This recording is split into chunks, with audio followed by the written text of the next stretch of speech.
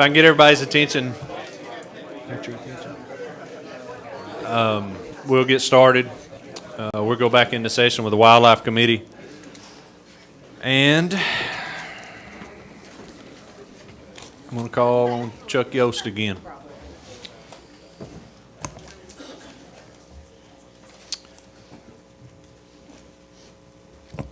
You may have to steer me a little bit because I'm a little back and forth on where we are and where we've been, but I believe that it's time now to go and talk about big game, and the order will not be what is on the agenda.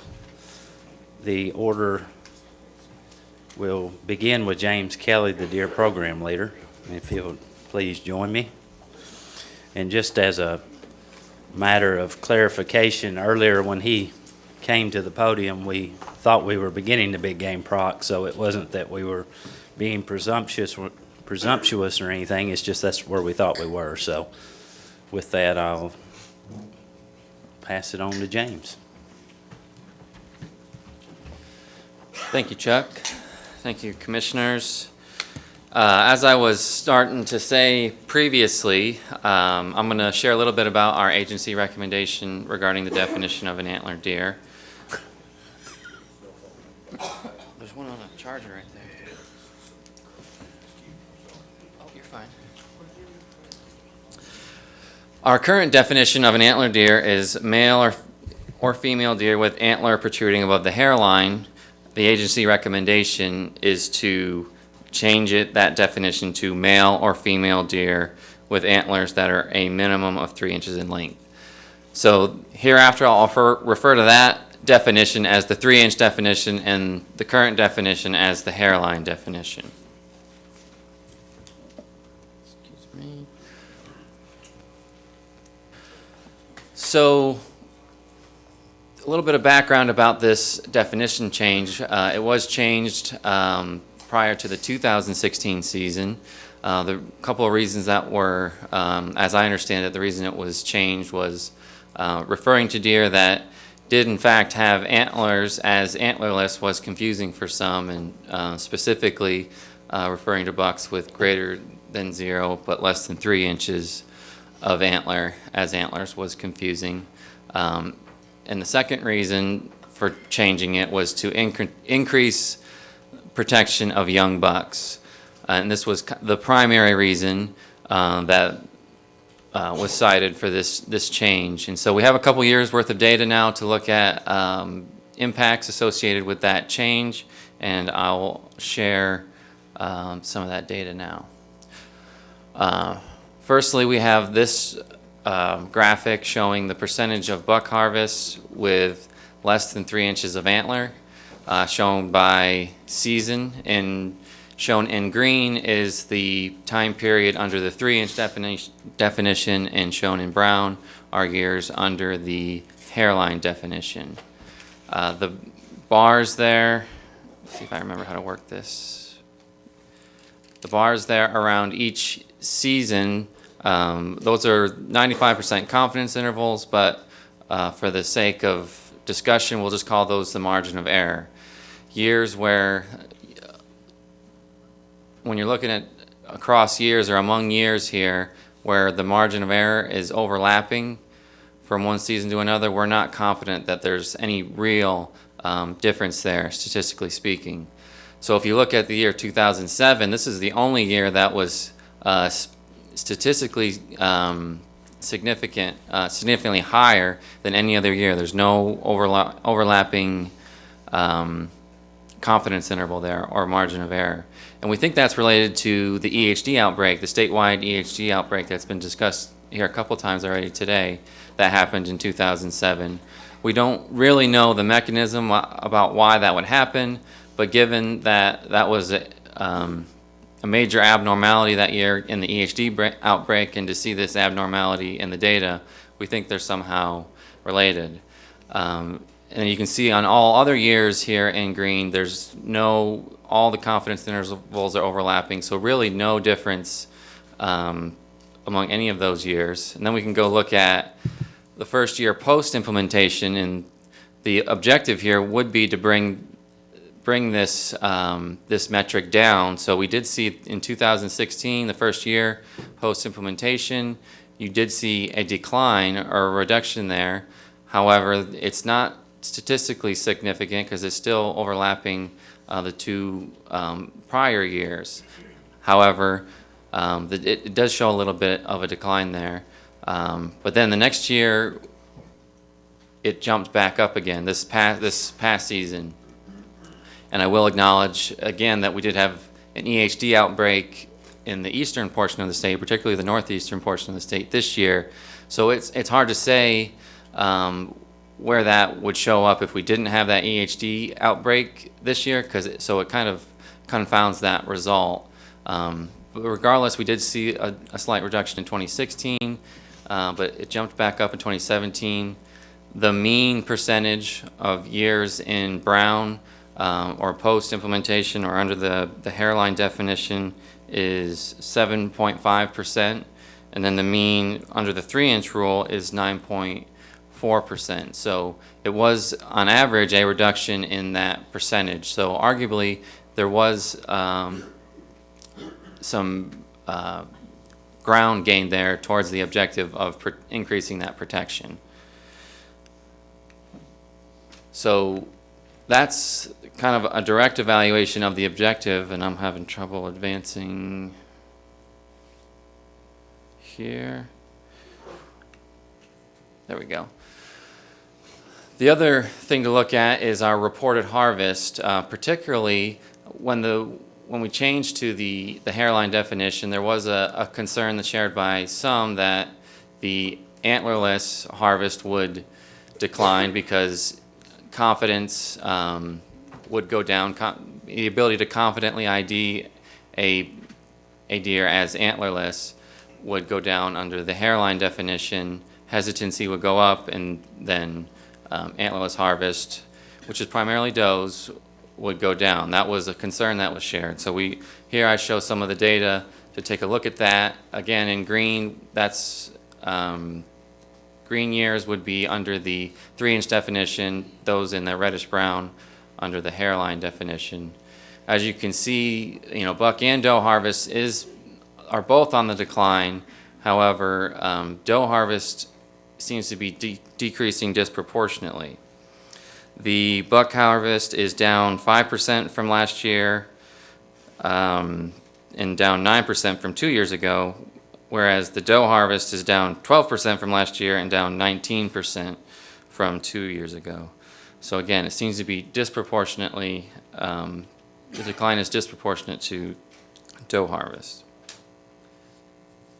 And we thought that this would be particularly the case when nobody has any antlered bag to cover any mistakes. If that concern was really happening, it would really show itself during this season. And so again, it's a Unit L, antlerless only, private lands hunt. So there's nobody has any antlered bag. And again, in green shows 2015-16 under the 3-inch definition, and also the first year of this season, and then 2 years, the 2 years under the hairline definition. And as you can see, the reported harvest dropped off precipitously. It's down 41% from last year and down 58% from 2 years ago.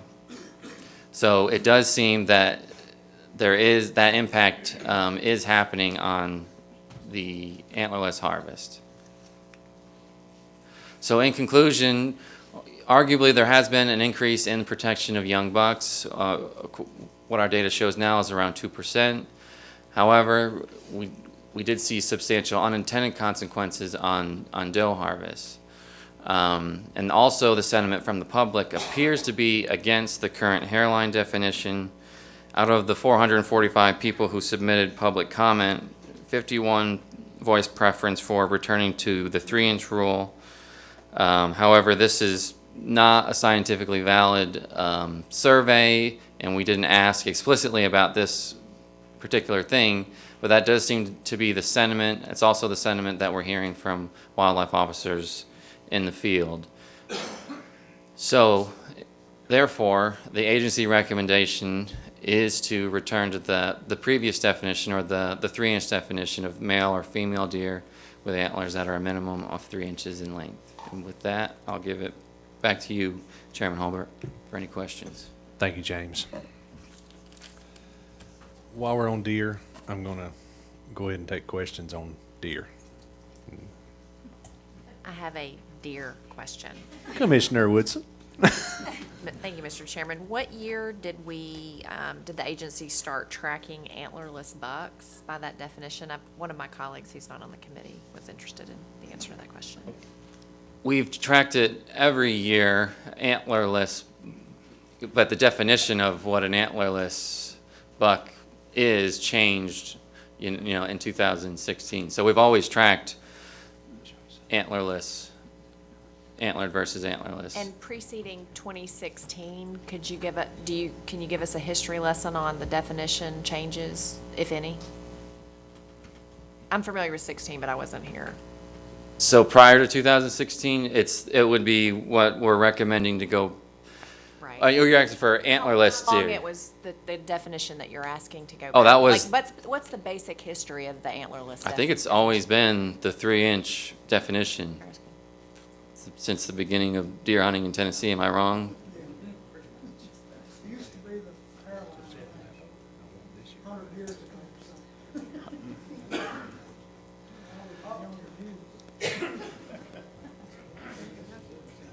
Okay. Okay, thank you. Sorry. So I'm interested in that. So it was the way it is now a long, long time ago, and then years ago it went to the 3-inch, hung in there for a while, and then in 16 it changed. I'll help you dog. So originally it was what we're talking about now. I stand corrected. Back in the 60s, 70s.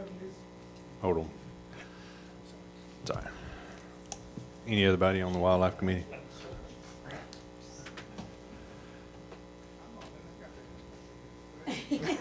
I know you own it. That's what.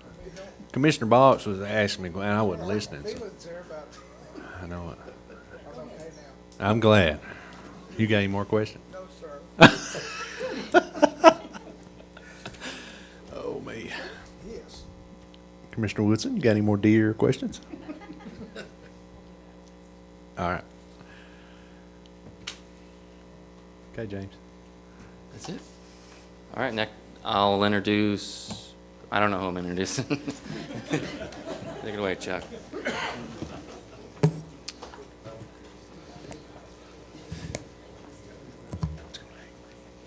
The uncertainty on who to introduce next is due to the fact that we were planning at this point to talk turkeys, but I think we've already been there, but I want to double check before I move past it if that's what we need to do.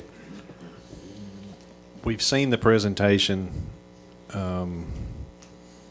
Commissioner Woodson?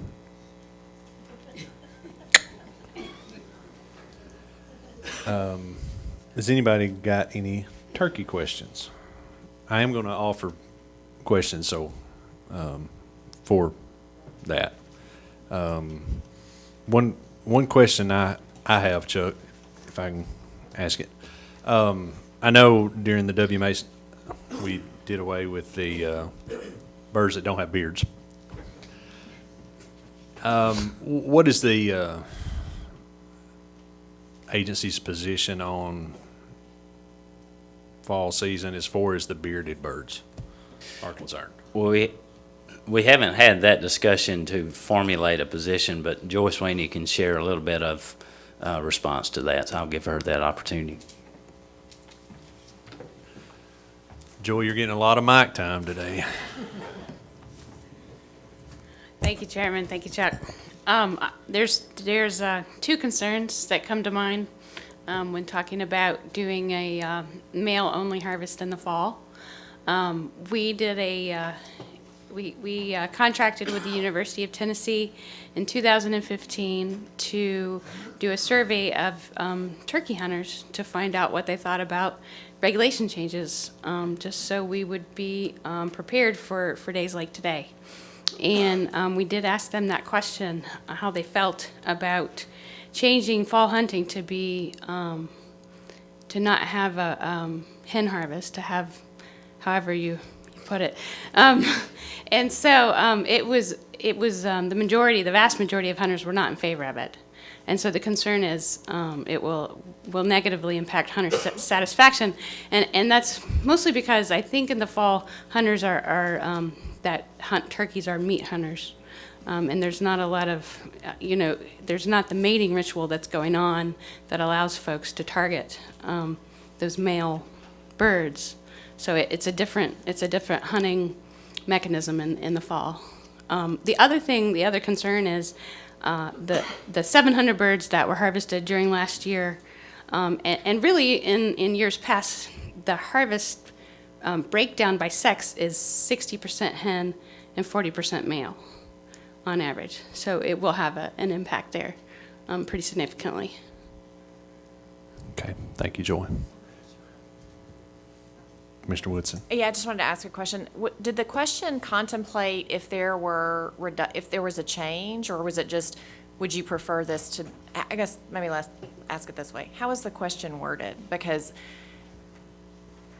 certainly not scientific, but it's hard for me to imagine if a hunter was aware that there was a potential for a population issue. Typically, our hunters have been really sensitive for the resource.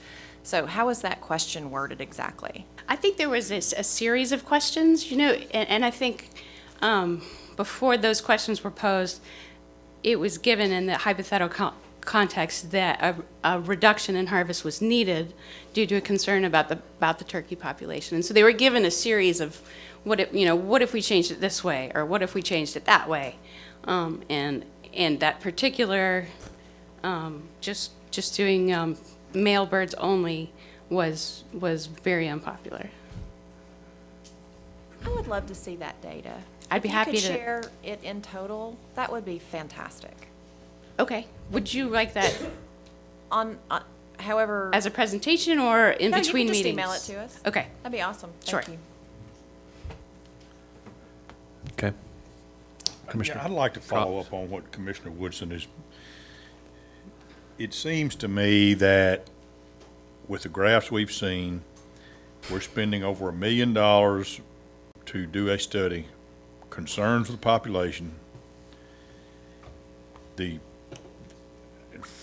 Frankly, I'm surprised that the agency didn't come with this recommendation, but it seems to me that it's common sense that you don't kill the egg layers if you're concerned about the number of turkeys. And one hen, if you take the minimum of 4 poult success and half of them are hens and half gobblers, then, you can do the math. I probably can't, but you could do 2 and then 4 and then 8 and then 16. And I mean, one hen's going to produce a lot of offspring. So this shouldn't be, I think the public opinion, if you ask them, if they're concerned about the population, would you quit hunting killing hens in the fall? I think it'd be unanimous. Yes, we'll quit hunting if you think that could help with our gobbler population in the springtime. So, I'll make a motion, or someone else that wants to, but I agree with you completely. Yeah. Okay. It's not time, because I don't have a motion to approve the proclamation yet, so we got to hear from some others before we get that motion. Any other questions about turkeys from the committee members? Mr. Cook? So, Joy, Commissioner Cox asked you earlier about, you mentioned there was a study that, excuse me, a study that showed, what is the success of, the average hen over time. It's kind of what he's talking about, the progression from one hen to the next. Could you just give us a summary of that tomorrow? It's pretty interesting information, I think. Thank you. Thanks, Joy. All right. Thank you, Joy. Thank you. All right, if the chairman is agreeable, we'll move on to Elk and invite Dr. Brad Miller up to present the agency recommendations.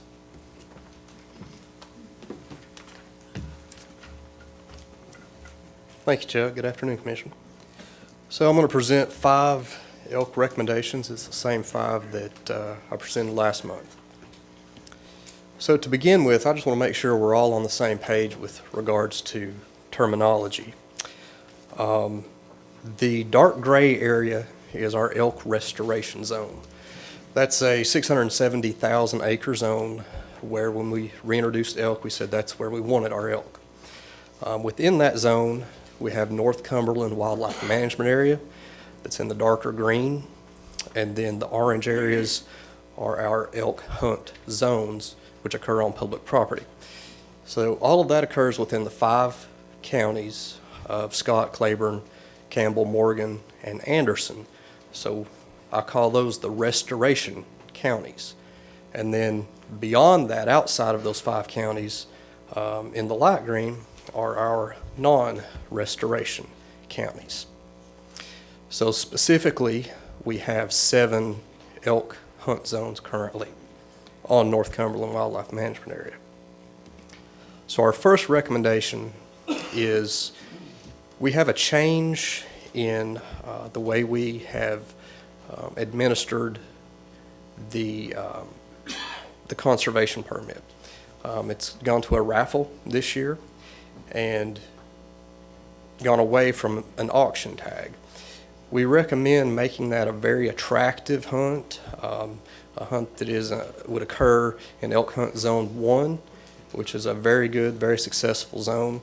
And additionally, if the hunter was not successful those first 7 days of the rifle hunt, they would be allowed to continue hunting 7 additional days in any open elk zone. So if they were not successful in Zone 1, the first week they could hunt another week and go to another zone, because all the other zones would be free because the rifle hunt would have concluded. Elk recommendation 2, and also tied to recommendation 3, is related to the change of the way we allocate hunters across zones. Braden Mountain Zone, which is Zone 6, is a tough zone to hunt. We've had some limited success. We've had some complaints from hunters that the elk, because they're so transient, they have not been there at certain times during the elk hunts. So we would recommend one hunter be allowed to hunt Zone 2 and Zone 6. So, Zone 2 is a really good zone.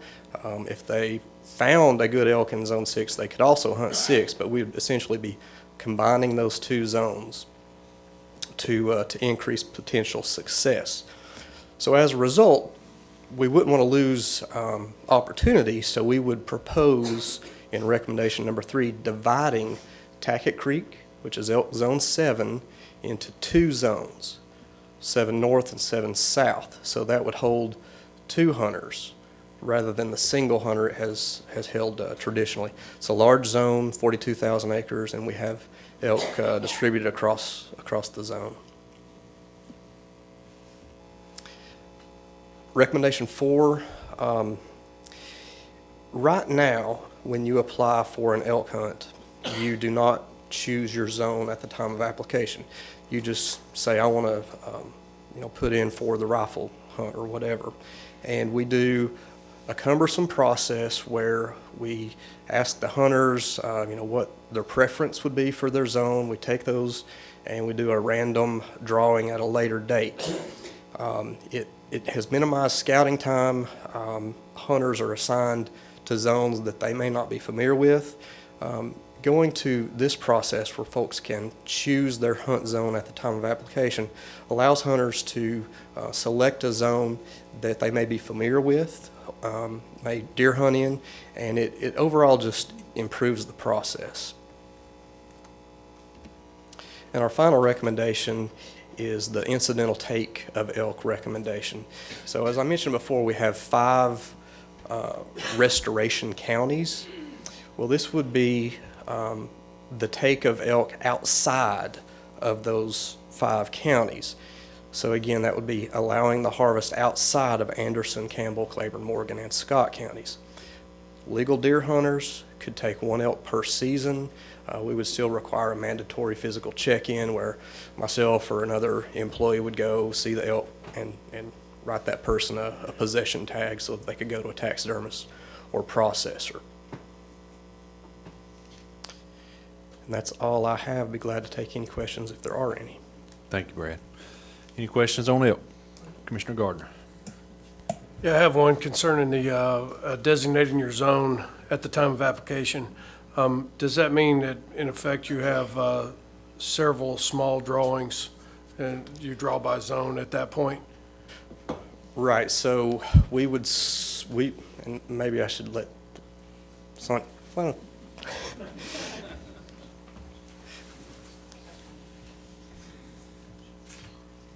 Good afternoon, Commission. I'm Sonia Northrup. I was the quota hunt coordinator for 12 years before being promoted in December. What was your question, sir? Specifically, since you have to designate your zone at the time of application, does that mean that there are several small drawings per zone? So each drawing is by zone instead of gun or archery? It would not. The quota hunt drawing program pulls applications randomly, and then when that application is selected, it looks at the first hunt choice. If that hunt choice is vacant, you're awarded that hunt. If that hunt is not vacant, it moves to the second choice and moves through all of those choices until it finds you a vacant hunt or runs out of choices. So to be clear, the application has multiple listings and you list all zones? All the zones that you're interested in, yes, sir. No, we would ask the hunter to choose one zone. One zone. Yes. We have the ability to set that. Okay, so you're saying you choose one zone, and so let's say I get drawn. They got Dennis Gardner, I get an elk hunt. But now I find out that there's already a person drawn to that zone, or two people, whatever the allotment is. What happens to my application? Your application would be unsuccessful, and it would move to the next. All right, and so on the application, you have opportunity to write one zone and one zone only. That would be my preference.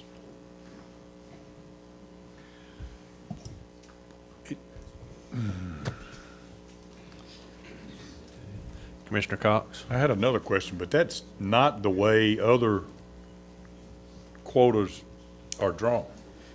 Well, Why do you want to just, if I'm lucky enough to get drawn, it seems I should have 1, 2, 3, 4, just like you do other WMA quota hunts.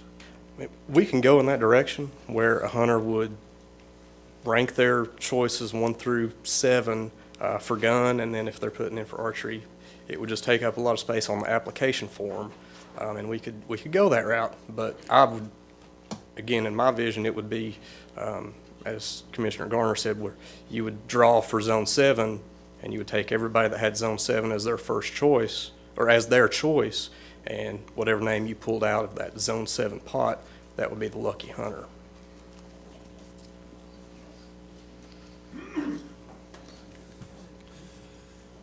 Okay, second question, and we talked about this last month, I think, for these incidental take elk, we discussed a license. I would like for someone, and I think they said we couldn't do that, I'd like for somebody to explain to me why.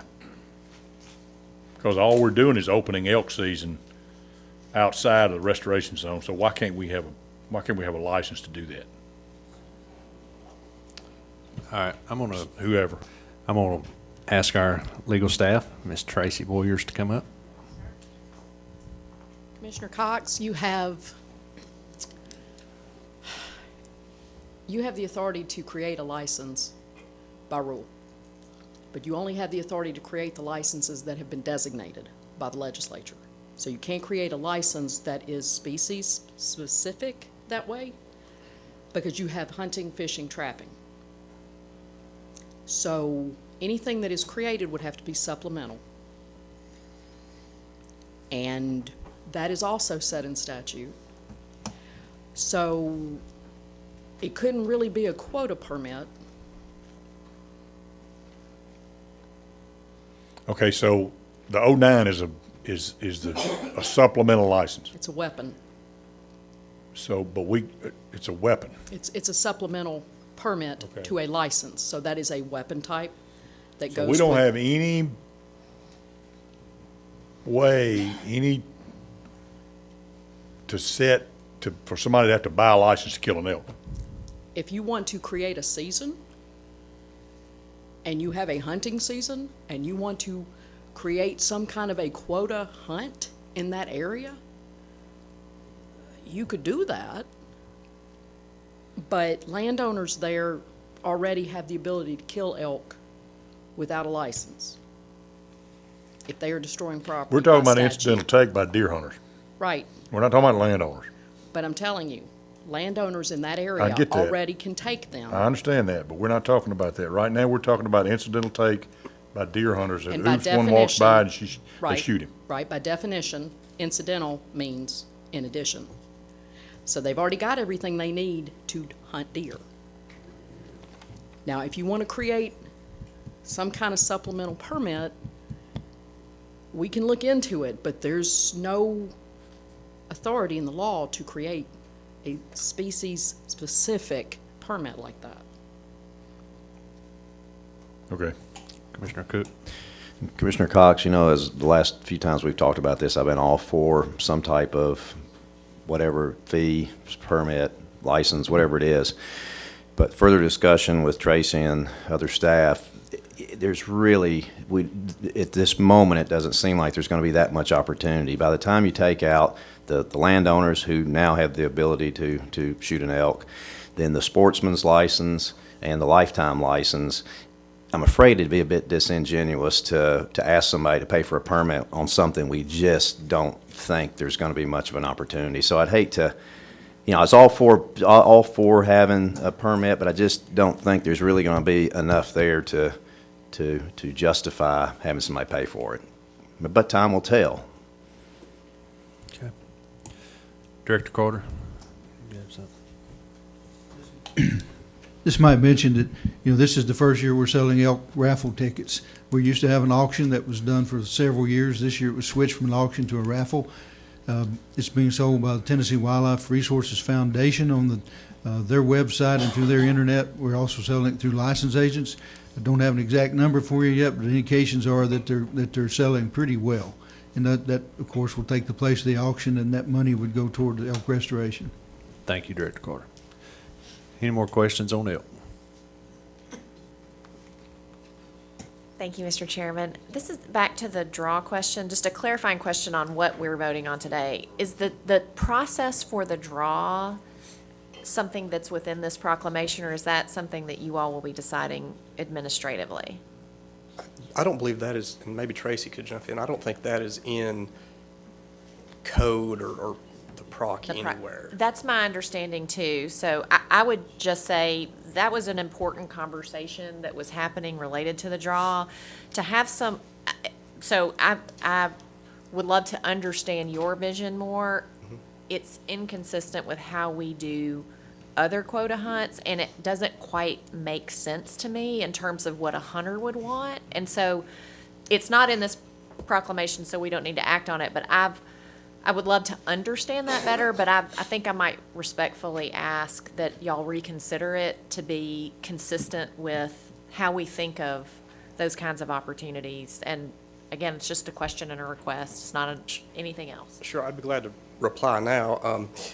I guess the way I was envisioning it would be more of the western hunt, where if you're going to go elk hunting out west, you may have a variety of zones and different season dates you could apply for. Some zones may have, you know, less elk or more wilderness or whatever, and have less competition at the time of application.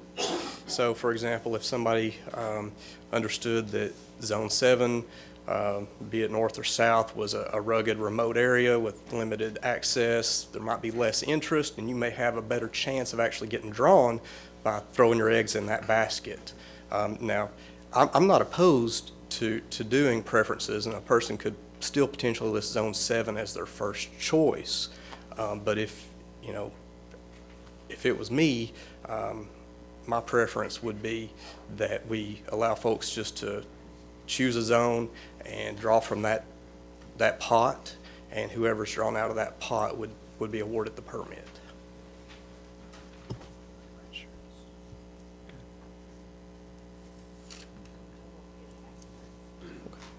Okay.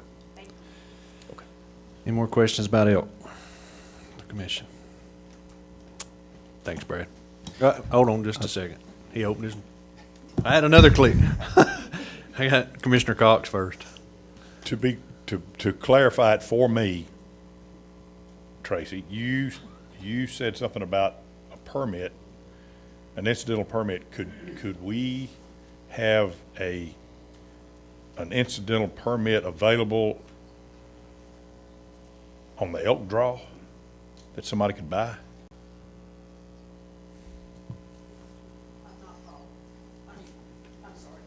And some way to, while I agree with Chairman Cook, it might not be my concern is that we're opening elk season for deer hunters,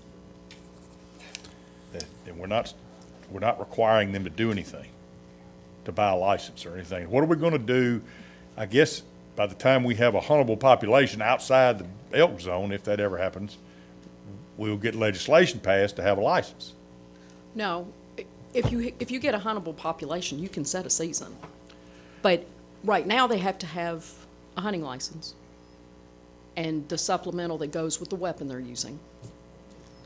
They're gonna have to have a license anyway to deer hunt. So they're not So engaging. we could set a season right now in that area. If there's a population that would support that. Well, there obviously is, because we're gonna fix them to allow it. Well, I guess that depends on how you define a population. Well, you're fixing to shoot them, there must be a population there to hunt. So the intent of this incidental take is to prevent the establishment of new elk populations outside of our 5 restoration counties. You know, when we brought elk in, we said we would keep them within the zone. Well, should an elk leave the zone as well as leave county borders and enter into Pickett County, Cumberland County, that elk would be available for incidental take by deer hunters so that we do not establish new populations in those non-restoration counties. Additionally, we do have elk coming in from North Carolina and potentially even, Virginia, Kentucky into non-restoration counties. Okay, and I do suppose this is better than let a deer hunter shoot one's better than a depredation permit, so. And I just want to commend Chairman Holbert for the Raffle Program. He started that and has pushed it for several years, and I think it's going to pay big benefits to the elk restoration program, so thanks for what you've done on that. Thank you, Mr. Chairman. Any other questions for Brad? Thanks, Brad. I'd like to invite Dan Gibbs up. Thank you, Brad. Okay.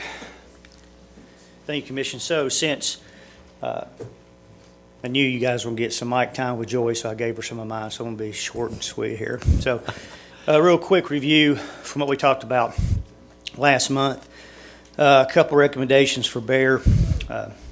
The first one is regarding moving a portion of existing weekday opportunities to weekends, which will allow young sportsmen to participate in these hunts. So here's the chart. Of course, in your proclamations, you'll see the generic language there. But for segment 1, in Bear Hunt Zone 1, which is the northeast corner, we're going to split that first season, which traditionally runs from Monday through Friday, to 2 weekend hunts. The first hunt will be the 6th to the 8th of October, which is Saturday, Sunday, Monday, and the second hunt will be October 13 and 14 the following weekend.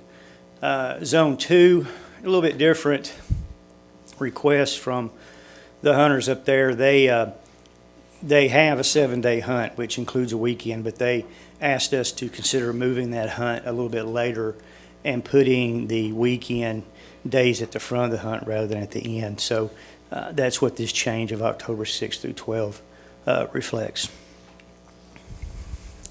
And then our other recommendation, we talked about Kettlefoot and Laurel Fork Bear Reserves in Upper East Tennessee.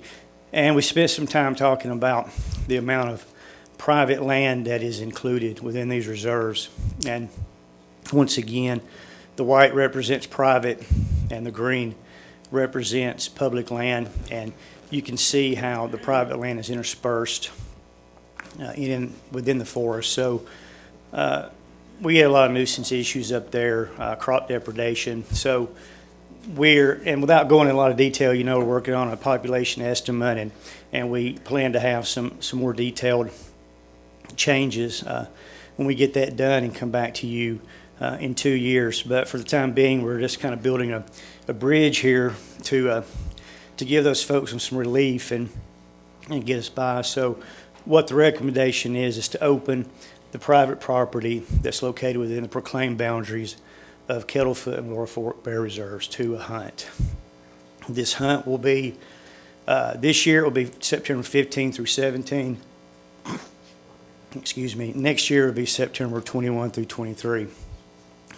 To ensure that we don't over-harvest above what we're already taking outside of these reserves, we've set a quota of 20 bears for each reserve for each year.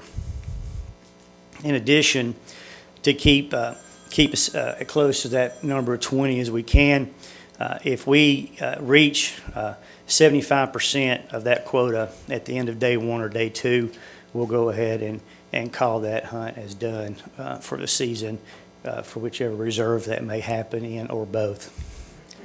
A couple more quick things. We are going to allow the use of dogs on that hunt. There's not a lot of huge tracts of private land, but there are a few places they may be able to get in there and utilize hounds, so we want to give that opportunity. We will have designated check stations for this hunt only.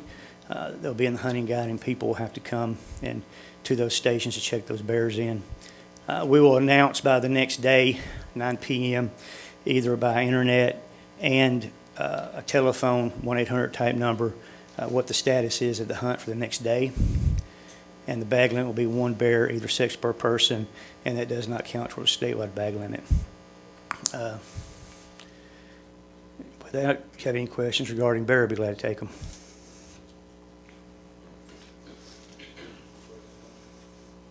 Any questions on bears?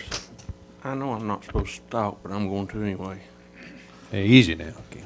I'm going to commend you, Dan. You've took a lot of pressure off me and Chad, because everybody don't realize how much time he put in with these bear hunters. And me and Chad absolutely got wore out. And Dan, and a lot of you don't know this, went and set up meetings with all these bear clubs and went and listened to the public's opinion. And have you had a call since?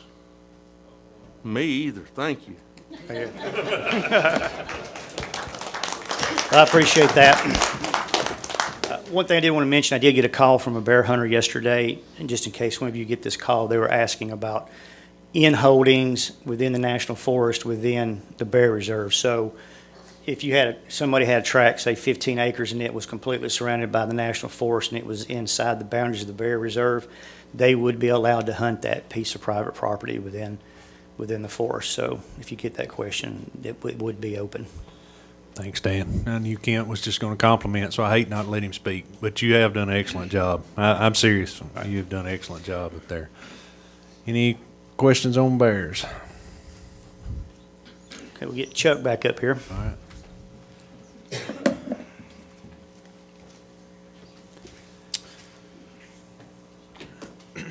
Commissioners, we are now recommending passage of the Big Game Proclamation, 1807. Okay. Do I have a motion for approval? Have a second? Commissioner Gardner seconded. All right, I have a motion and a second. Open the floor for discussion. I'm ready for an amendment. Thank you, Mr. Chairman. And I'm cautious about making decisions with incomplete data.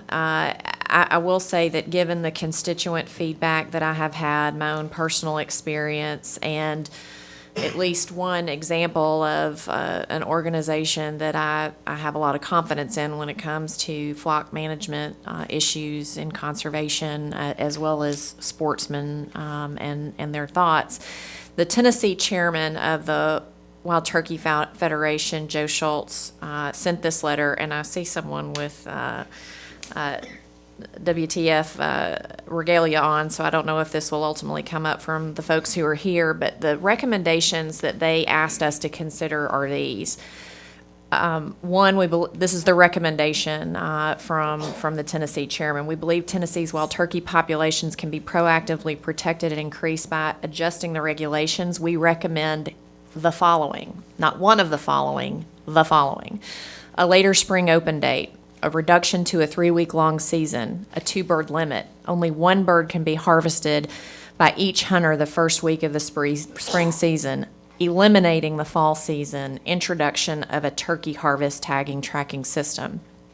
And I'm going to read that just for 1 second because I want to at least have some sort of record understanding for the sportsmen who would like more information about a big decision like this. There are several reasons we believe a more conservative harvest regulations are warranted. Harvest rates were alarmingly low this season, with a 14% decrease below the past 5-year average.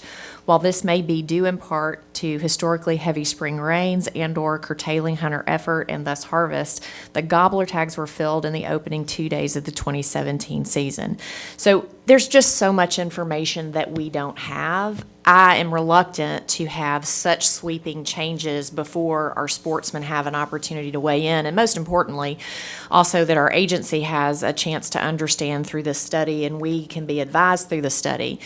I think that at a minimum, protecting the nests and protecting the hens is a short-term solution before we get all of the information that we need. And candidly, I'm not sure that this will help. It is my hope, I think it's consistent with the conservation community who is concerned about this and the hunters who have been really diligent in contacting all of us over the last few weeks. And again, it's just unfortunate that the timing of turkey season and the timing of the end of our season setting process is so close together, and perhaps that's something to think about in the future. And so it is in that spirit, one certainly with some humility, because I'm not sure that this is the right thing, but I think it's a step forward. I would like to make a motion to eliminate, to suspend the taking of the bearded turkeys during fall season. Again, it's a beardless. Thank you. Thank you for the correction on that. I would like to make that motion, and again, I think that this is a very conservative step, but resource protection is, it's something that I have an opportunity to attempt to participate in today that I may not have again, and I suspect that you all will be addressing this issue next year, even out of season setting process. Thank you, Commissioner Woodson. Do I have a second? Second. I have a motion and a second. For an amendment, any discussion on the amendment?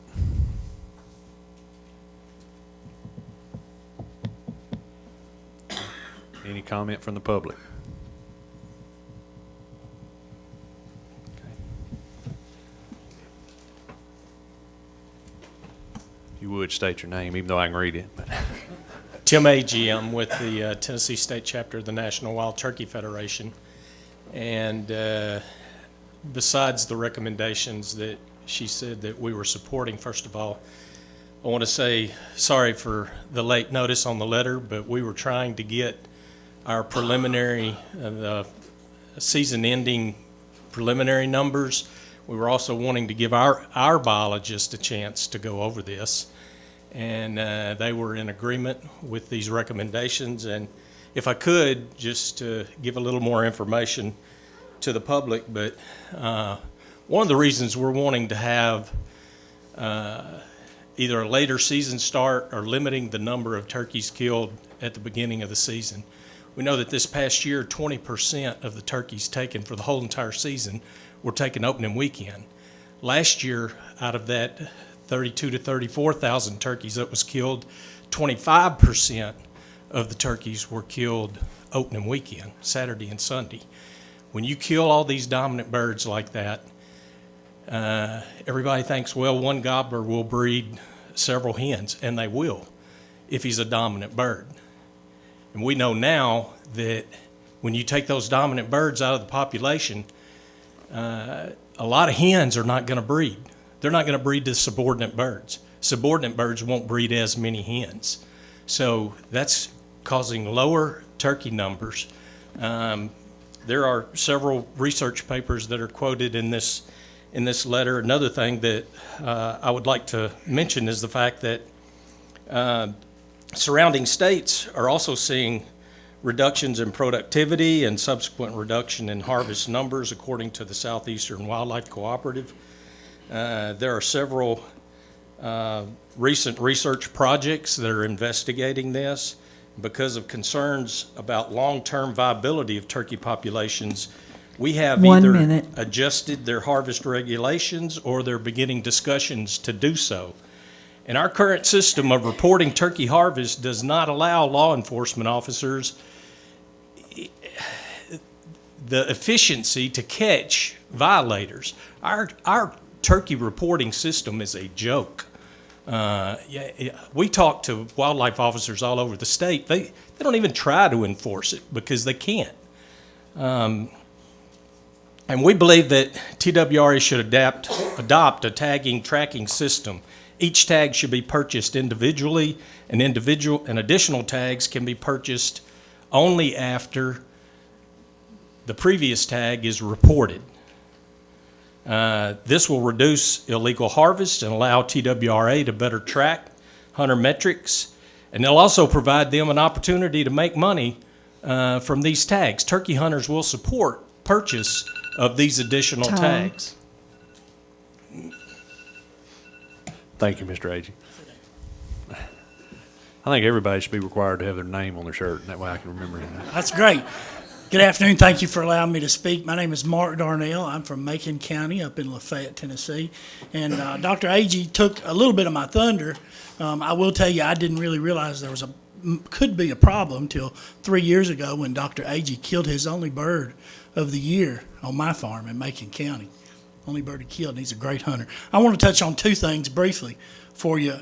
When we hear from John Q. Public that there's a problem, and John Q. Public says, well, I went on the TWRA website to their Hunter's Toolbox, and I looked at the total harvested birds over the past 12 years, and this is the first year we've killed less than 30,000 birds in 12 years. How do I tell them there's not a problem? Number two, when John Q. Public comes to me and says, well, why do we have a 4-bird limit in Tennessee? Kentucky, evidently, if you look at total estimated population numbers that John Q. Public can try to search out and find on the internet, let's say, why does a state like Kentucky have a higher estimated bird population but a lower bag limit? If you look at states all around Tennessee, there's only one, and that's Alabama, that has a bag limit greater than or equal to ours, and that's 5 birds. However, they've seen a $100,000 estimated bird population decline in the last 2 years. So how do I tell John Q. Public there's not a problem? We're not really asking for you to do everything. We're just asking for you to do something. Because in 2 years, we don't want to tell John Q. Public when he says, well, we knew there was a problem. What did you do about it? We just need to be proactive rather than reactive. Thank you. Thank you, Mr. Dorwell. Mike Sentell, I'm from West Tennessee. Thank you for your time. I just want to make a quote to you that was told to me by Mr. Jack Murray, who was a Tennessee turkey biologist for a lot of years and was deeply involved in the restoration of the wild turkey, who I had the privilege to work with on a lot of occasions. He plainly told me in plain English, Mike, he said, if you don't have hens, you don't have gobblers. If you don't have gobblers, you don't have anything to hunt. Those are deep words. Mr. Jack had a great passion for the wild turkey. He spent his whole life working in the state of Tennessee.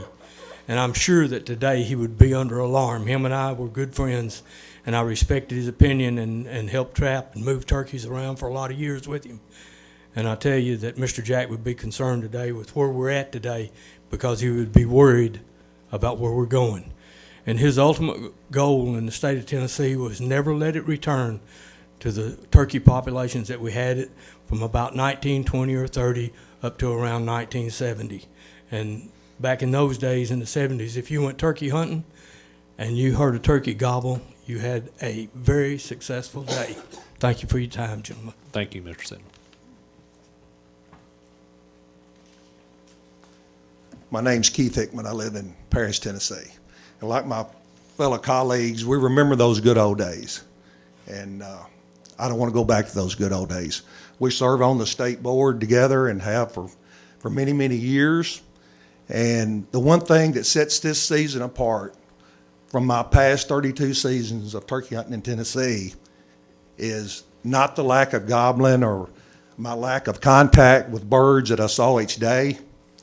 It was the number of phone calls, text messages, emails of people that I didn't even know calling me saying, what are you going to do, or what's on the horizon for us to do about our turkeys in Tennessee? Because we don't want to go back. We want to protect our resource. It's too much money, not only from this agency, NWTF, the blood, sweat, and tears of men like Mr. Jack, that we don't want to go back. We don't want to go back.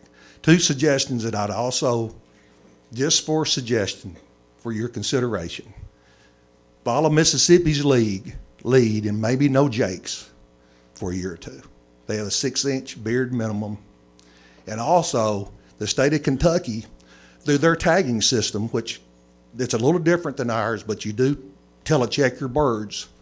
On their website, you can go in and you can put in a person's last name. And hunters will police other hunters. Or you can go on Facebook, and I can plug in your last name, and it doesn't pull up any of your information other than the fact it's your last name, the county you harvested the bird and or deer, and the day you harvested it. And it'll release some of our officers to do their job if we're not going to go to some type of tagging system where we actually put it on their leg. Thank you. Thank you, Mr. Hickman. Mr. Billy? Thank you, I'm back. Thanks for talking about Jack. He was my classmate and hunting buddy.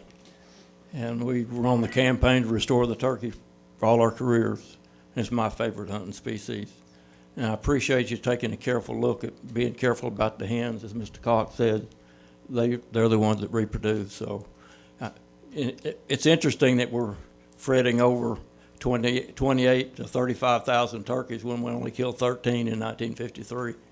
So congratulations to the agency for doing a great job, and my friend Jack. Bonus deer and turkeys. When we filled our bag limits and killed 4 turkeys, which I don't think I ever have, or however many deer, I don't think it's right to go on the only place the rest of the public has to hunt, that's our WMAs, and go kill a 6th or a 7th or an 8th or whatever it is. I don't think we ought to be doing that. That's the only people some people have to hunt. And so the ones that have killed their bag limit out on private land, that's great, and I'm proud of them, but they shouldn't go take away the opportunities from people that use the WMAs. So I'll leave you with this. This is a great profession, a great wildlife agency. I don't think there's any better ones in the United States than TWRA and the Wildlife Commission. We've done our job. We've restored the nation's wildlife in our state from wading birds and shorebirds and ospreys and eagles and deer and turkeys and all the rest. And we can be proud of what we've done. Thank you. I agree.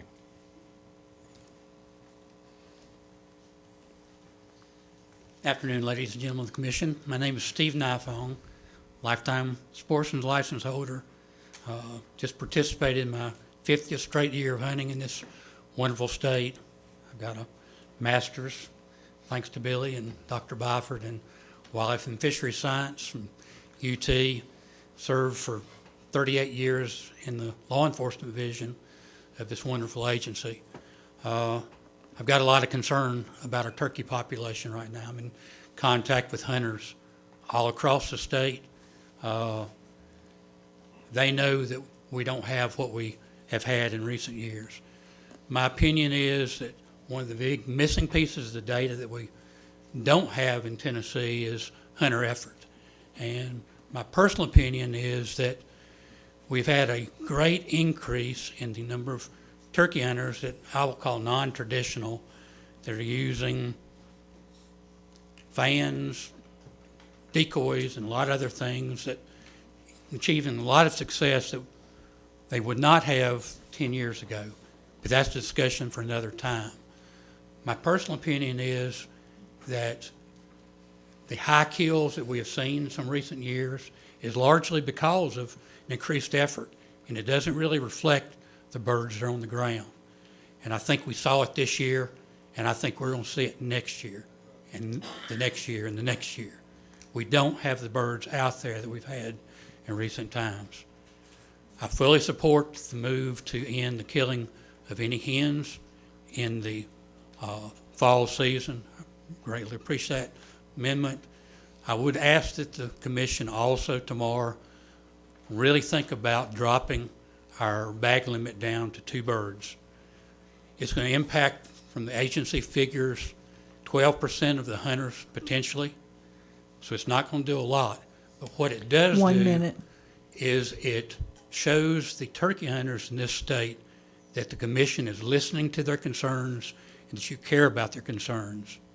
Thank you for your time to address you. Thank you, Mr. Knifel.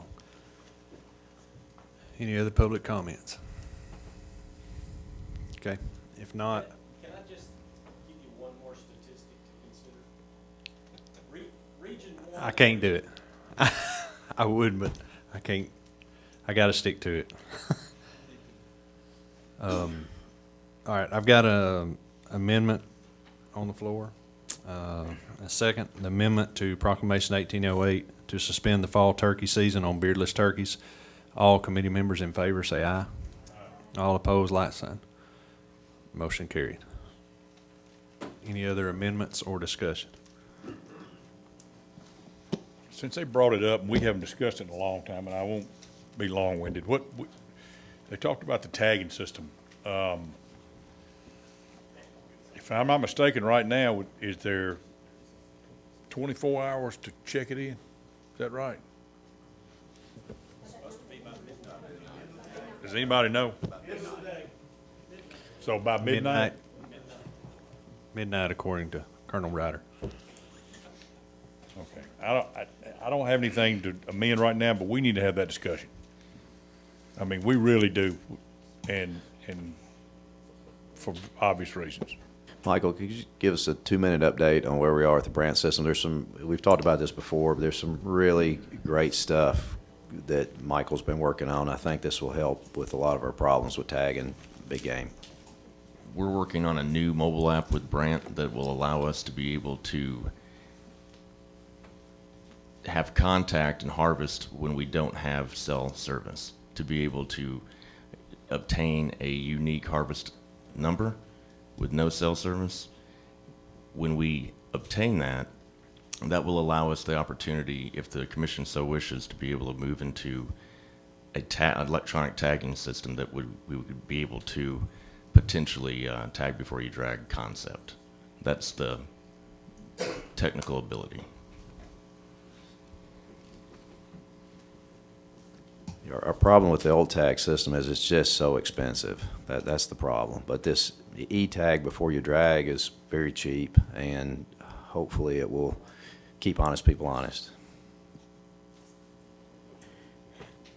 Thank you, Mr. Chairman, and feel free to just turn my microphone off tomorrow. But thank you for your patience on all of this. I do want to say, in total, I'm very interested in all of these recommendations and what their impact would be. I think these concerns are real.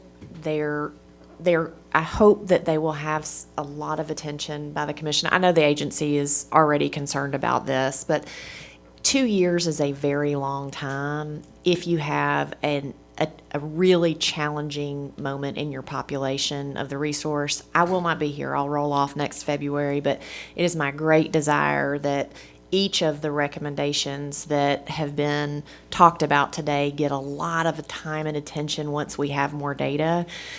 Because I think it's going to be a holistic approach if, in fact, what we are seeing in the field is what's what the science tells us. So I really hope that happens, and would just be an encourager when I go back to full-time private citizen and unsuccessful, typically hunter. I'll be supportive of these proposals that have come before as well. Commissioner Gardner. Thank you, Chairman. I had the opportunity to go to Kansas and hunt. Kansas is a tag before you drag. They use a paper tag. It's a laminated paper. You can buy 2 tags from the get-go. You get both your tags. You can print them off and just simply wrap the copy paper around the leg.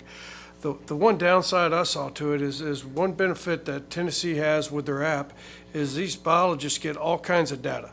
They get the beard length, they get the spur length, they get the weight of the bird. And that's stuff that they can file away and see, age their birds and try to figure out what exactly is being taken, if it's a juvenile male or whatever the case is. But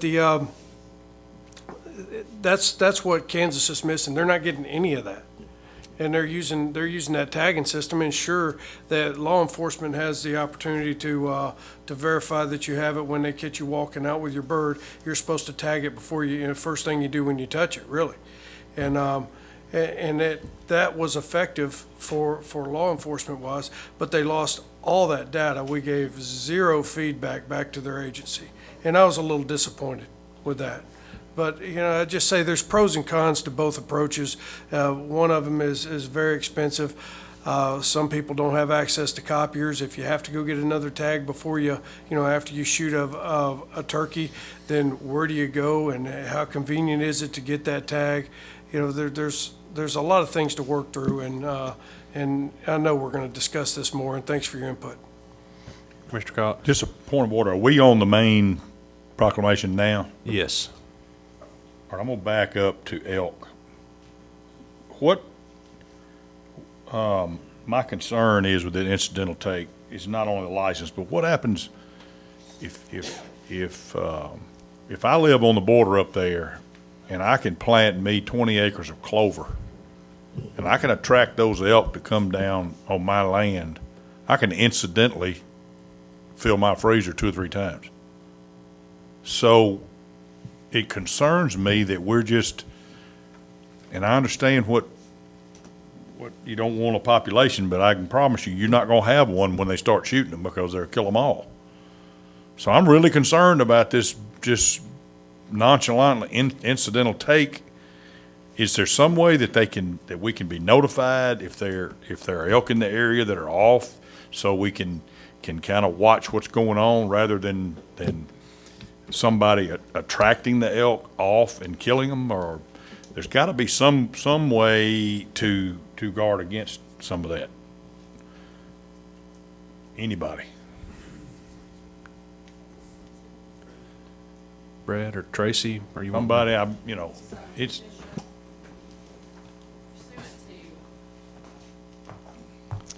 The big game statute, that's what we call it. It's TCA 74-116. It states that notwithstanding any provision of law to the contrary, a farmland owner, lessee, or designee may take an elk found within a no elk zone when they reasonably believe the elk is causing damage.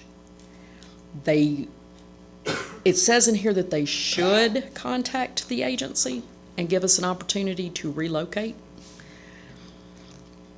but they're not going to do that. We're not talking about farmers and landowners. I understand, but what you're talking about, if you lure them onto your property and I'm a landowner, that's going to be my excuse. So notwithstanding anything else, those people can kill those elk.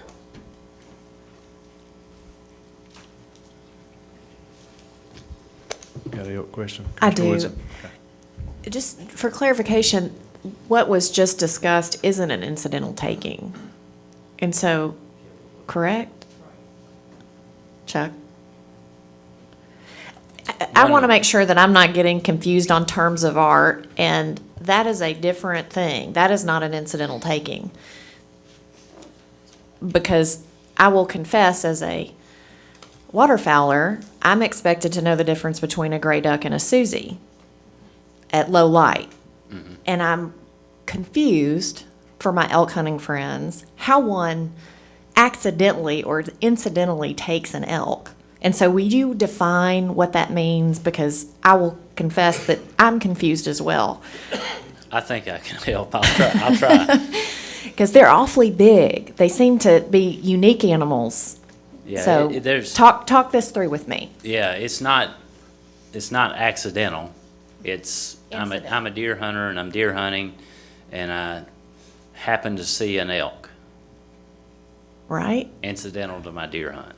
Yes. That's what we're describing. And so we don't think that deer hunters can tell the difference between an elk and a deer? We're not insinuating that at all. We're just making that elk available to be taken by the deer hunter if he's lucky enough or she's lucky enough to see it while she or he's deer hunting. Okay.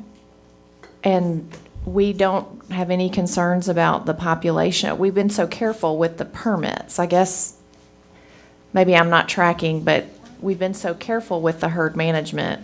We have been, and what we're describing is outside of the restoration area, outside the defined restoration area. And we've got, Brad, give me the hook in a second. Would you rather address it? You're doing I'm a little slow on this. I'm guessing it's because it's a little later, so I just want to make sure I understand. Thank you all for your explanation. Let me step back to the maps. Am I going the right way, Chuck? So terminology is important in this discussion. So we have an elk restoration zone, 670,000 acres. Within that, we have our public land, which is roughly 200,000 acres. We also have a lot of private land within that elk restoration zone. That entire almost 700,000 acre zone occurs within 5 counties. And you can see on the map, those counties are in white.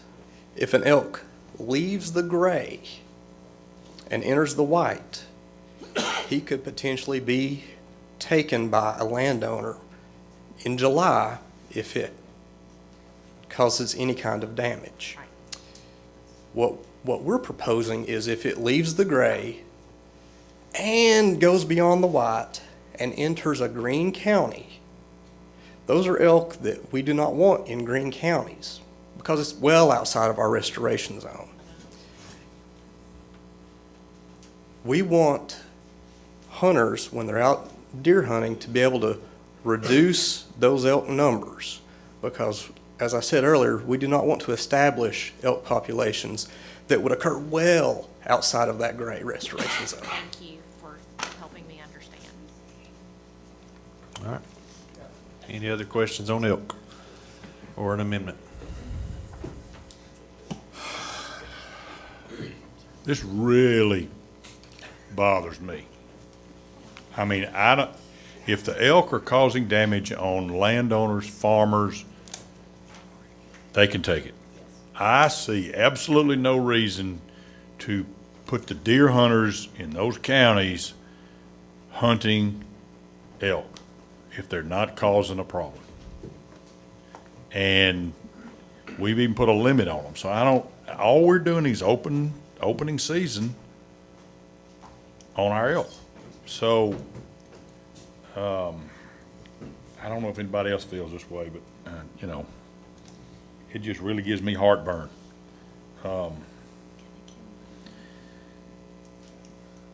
Mr. Chairman, I'm gonna propose an amendment. We remove that incidental harvest of elk from a deer hunter.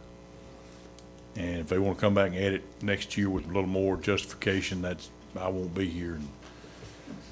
Or maybe I will. I may not leave. All right. But I'm not comfortable with that. It just gives me heartburn. And I'm not going, if I may even get a second, but it just gives me pause, and I'm just not for that.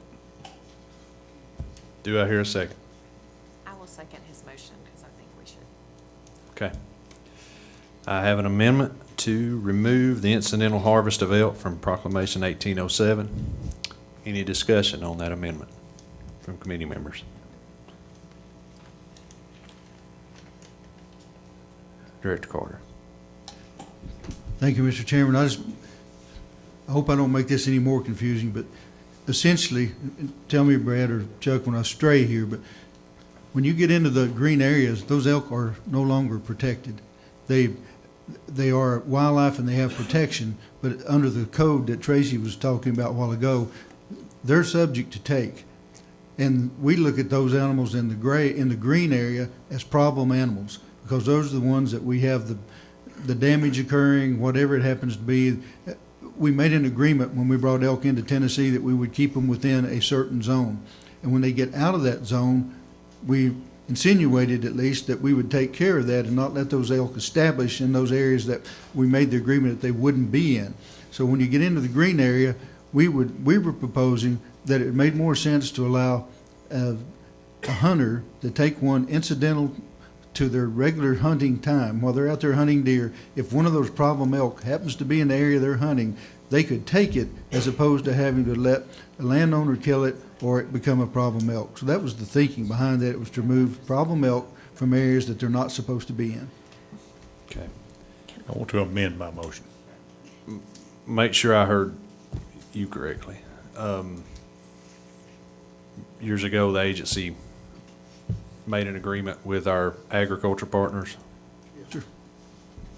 Okay. I'm not sure. I have a question. It's the right time. So a couple of things. One, I want to forget, the outside counties on the map I'm looking at appear yellow to me. When we've been hearing green counties, is that what they're meaning, or they mean the literal green ones outside the orange and inside the gray? I didn't figure this out until I looked at you, but they're green behind us. Right, it depends on They're what yellow screen you're on looking ours. at. Outside the white. The I think non-white we can all counties. agree on what white is, Non-white right? counties.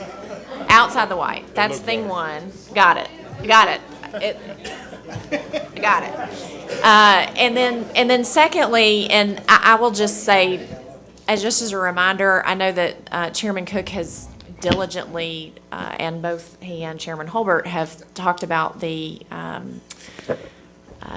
elk and deer management strategic plan, that I'm unfamiliar with what's developed on it. And so I wonder if I look forward to really understanding the strategy long-term as it's getting developed. So I'm reminded of that, and I'm ignorant right now, but I bet I'm sure I'll have an opportunity to learn more. But there are lots of issues that I would suspect will be coming in this herd management as well. So just want to get my colors straight. Thank you.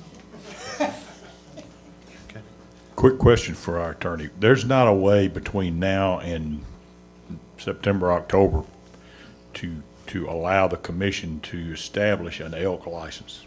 Has to go to the legislature.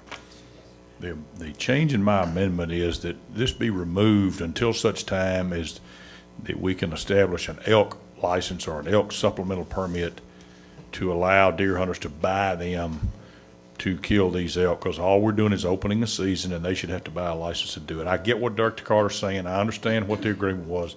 And if they're causing a problem between now and next year, they can be killed. But if they're not hurting anything. So I don't see any reason to just let the deer hunters just kill them all without any.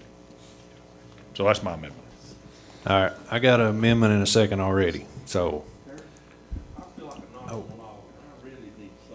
Hold on a minute. Let me get this straight first. I've got an amendment in a second. So you're going to have to withdraw your amendment and your second before I can take another amendment. So. Okay, you need me to repeat, or you understand? Are you withdrawing your motion? I withdrew the first motion. So repeat your amendment. I make a motion that we remove the incidental take of elk by deer hunters until such time as the commission, agency and commission can, with the legislature's help, establish an elk supplemental license or an elk permit for purchase over the counter for incidental take, whenever that is.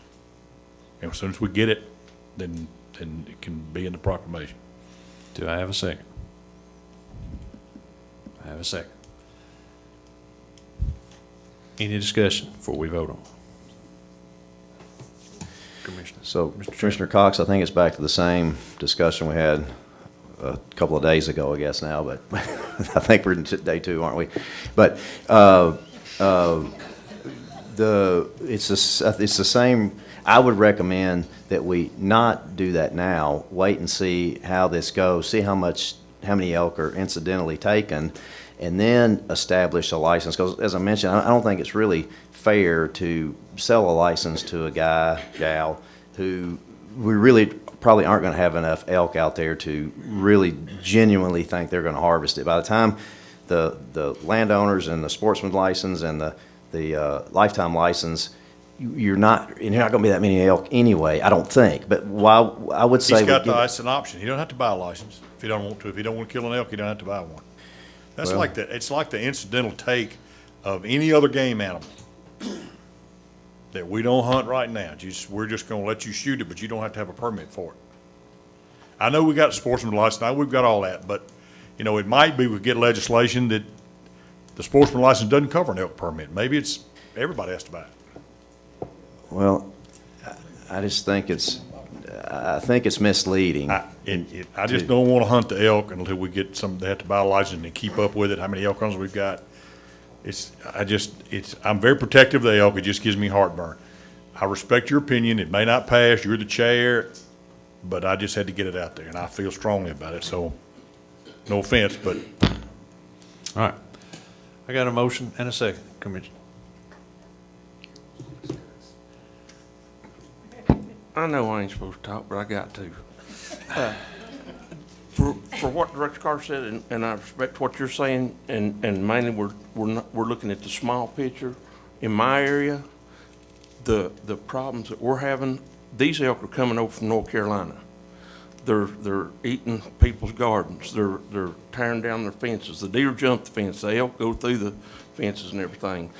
I think part of this is what this is directed at. I mean, this elk isn't even one of our elk, or these elk aren't. They're coming across state line and doing, I don't know what you consider damage is, but if it eats somebody's garden, is that damage? Yes, it is. Well, the elk that I'm having to deal with is from North Carolina. All right. Any other discussion before we vote? All in favor of the amendment to Proclamation 1807 to remove the incidental of harvest of elk and put it off until we can come up with a possible license. That close enough? Let me know by saying aye. All opposed, like sign.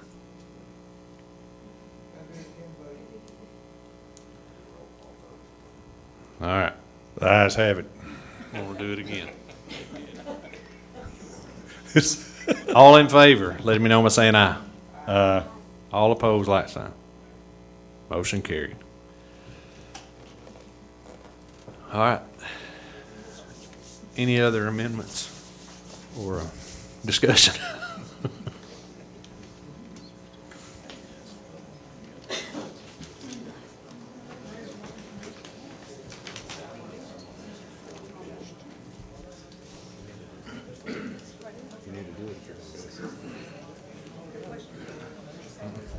Just whatever you want. Commissioner Box?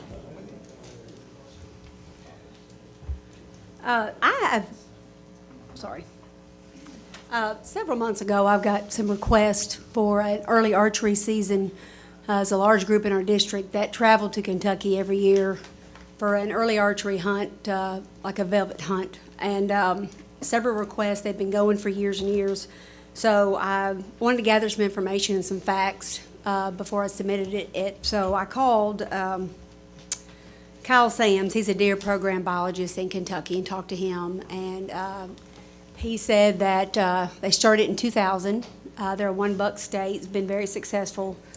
And starts the first weekend of September.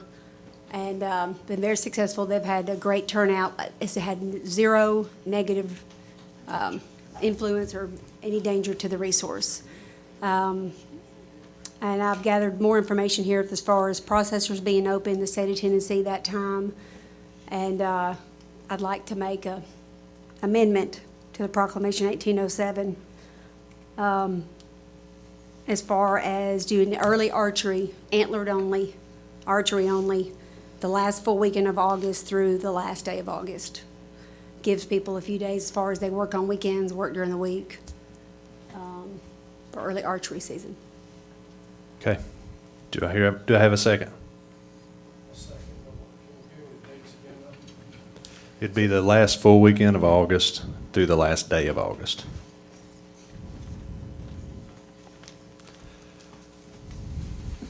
All right, I have a motion and a second. Any discussion? Then there's gonna be 2 weeks plus through the whole month of September. Yeah, it wouldn't affect with dove season or, I think dove season coming out September 1st. It's a lot that weekend to start off, so.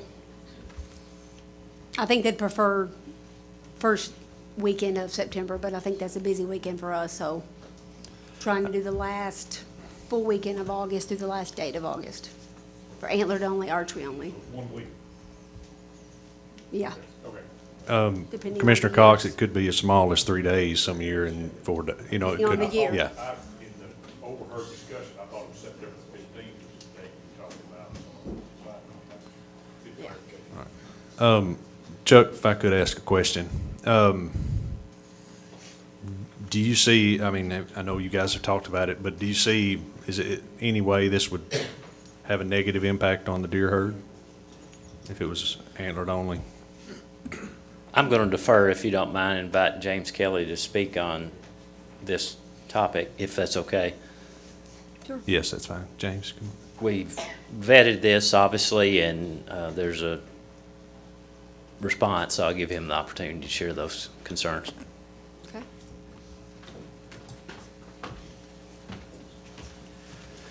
Thank you, Chuck. Yeah, we did discuss this internally.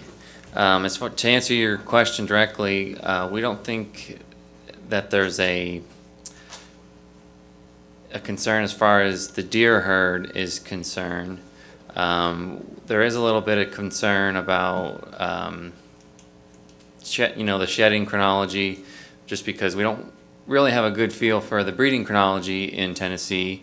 We suspect that there are some different, there's some variation there, different regions of the state, and we intend to take a closer look at that because the shedding of the velvet is tied to the rut, and there's different. So we'd like to get a better feel for that. So if the intent was for hunters to have an opportunity to harvest a velvet antler deer, we would like to get a feel for when that is in the different areas of the state, and it probably would be that variation will probably be reflected in our management units. And I'm getting ahead of myself. I'm thinking these are the types of things that we're talking about in our strategic planning process that Commissioner Woodson was talking about. But that's one of the things that we have a concern as far as knowing exactly when bucks are shedding their velvet in different parts of the state. And the other thing that we talked about, we'd like to take a more comprehensive look at what hunters prefer as far as being able to hunt and at what times of the year. Do they want this opportunity? There is an implication there that taking bucks earlier is there'll be more opportunity earlier for archery. For the gun hunters, there could be a concern there that there would be less available for them. So these are just types of considerations that we would like to vet more fully. The deer team discussed this last week, actually, and there was consensus against it for those reasons, and our law enforcement rep shared that would extend his busy season that much longer. But I'll defer to the law enforcement division to speak on the official law enforcement stance on that. But those are the major considerations that we discussed. Colonel Ryder?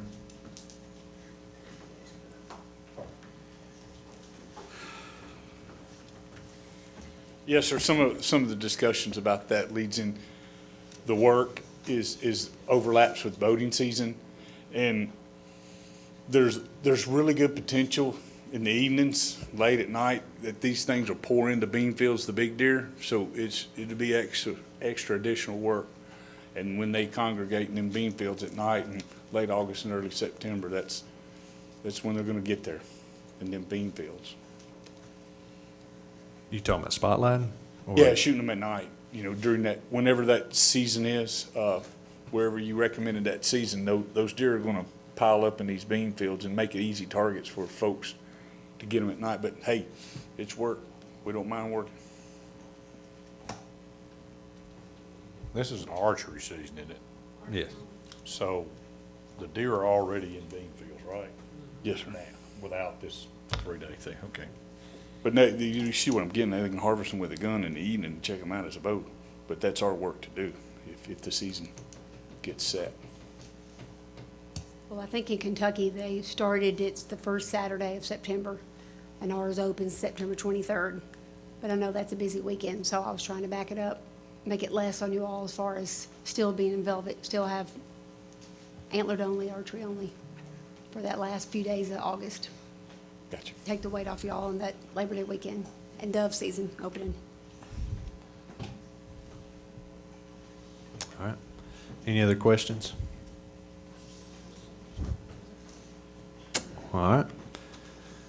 All in favor of the amendment to Proclamation 18-07, allowing for an early archery hunt starting the last full weekend of August through the last day of August? Let me know by saying aye. Aye. All opposed, like sign. Motion carried. Any other discussion? Questions? Amendments?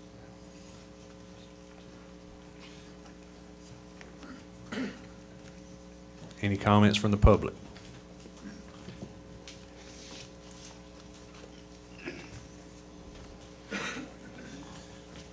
Ed Williams from Athens, Tennessee. Glad to see y'all here. My thing, and it's not come up, is during regular gun season, statewide, we currently have a 2-buck limit. That 2-buck limit's been in place for about 3 years. What was the purpose? What was the intended goal of that limit? And how have we achieved anything pertaining to that goal? How have we moved toward that goal with that limit? Okay. So, Chuck, would you like to, from a commission standpoint, it was to, I was in on that, but I could give a commission, but if you go ahead with where we're at right now. I was caught up in some administrative things. All right. Question was, Sorry. the purpose of the 2-buck limit, and we've seen a difference? Has it made a difference?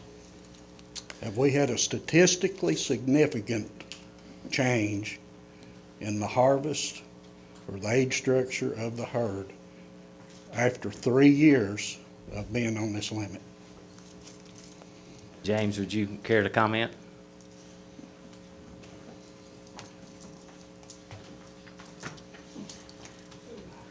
Yeah, James Kelly, Deer Management Program Leader.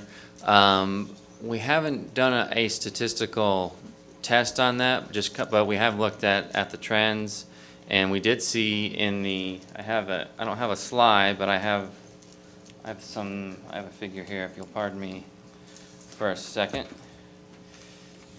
In 2016, so I guess would be the second year of the 2-buck limit, there was a substantial increase in 2.5 and 3.5-year-olds in the harvest.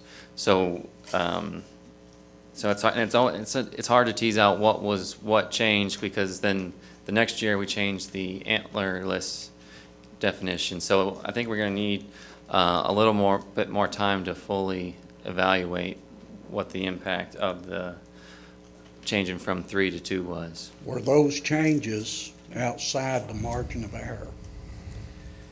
Well, the figure I'm looking at right now, 2016 it looks like an outlier. pretty far up there, but we haven't done a statistical test on it. Thank you, James. Yeah. And I will say that for you, the members of the public that don't know, James and Chuck and a lot of others are working on a strategic deer plan that's going to have a whole lot of information in it. We're expecting it done by February of next year for sure.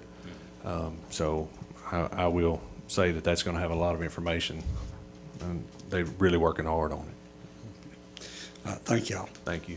And congratulations. You had to leave early on the last meeting, and I saw a picture of a beautiful baby. So congratulations.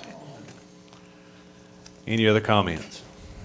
Yes, sir. Afternoon. Sam Bradshaw from Dyersburg. I've hunted the western Kentucky area early bow season. It's awesome hunt. Absolutely exceptional.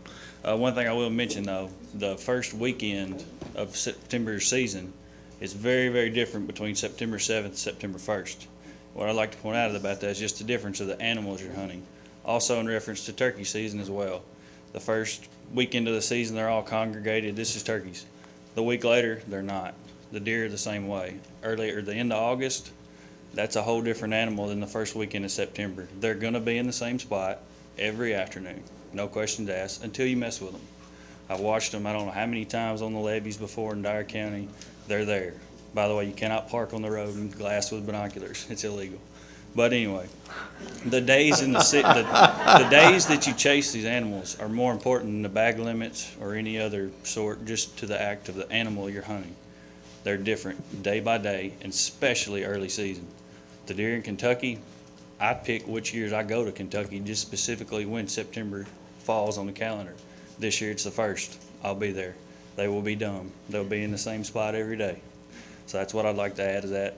I would love to see the early season, but there's a lot of thought that needs to go into that. I know law enforcement may be busy.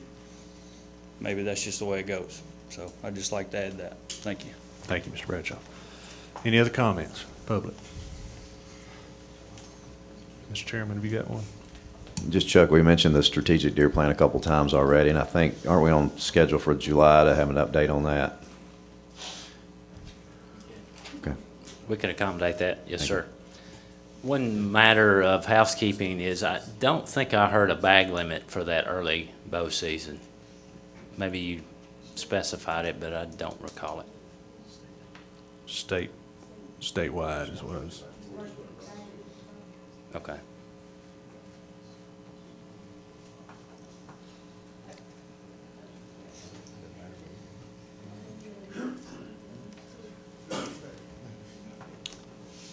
Okay. Any other amendments or discussion? All right, if not, we're going to vote on Proclamation 18-07 as amended. All those in favor, let it be known by saying aye. All opposed, like sign. Awesome.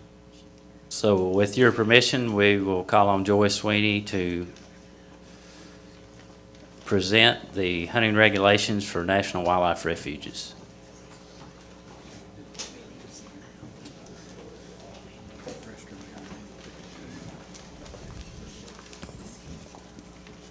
Thank you, Chuck. National Wildlife Refuges are federal lands, and the ones we're talking about today are the National Wildlife Refuges that are in Tennessee. We accommodate these areas so that the hunting seasons that they recommend for their areas become enforceable in Tennessee. And so I am here to present to you the recommendations that they have passed on to me.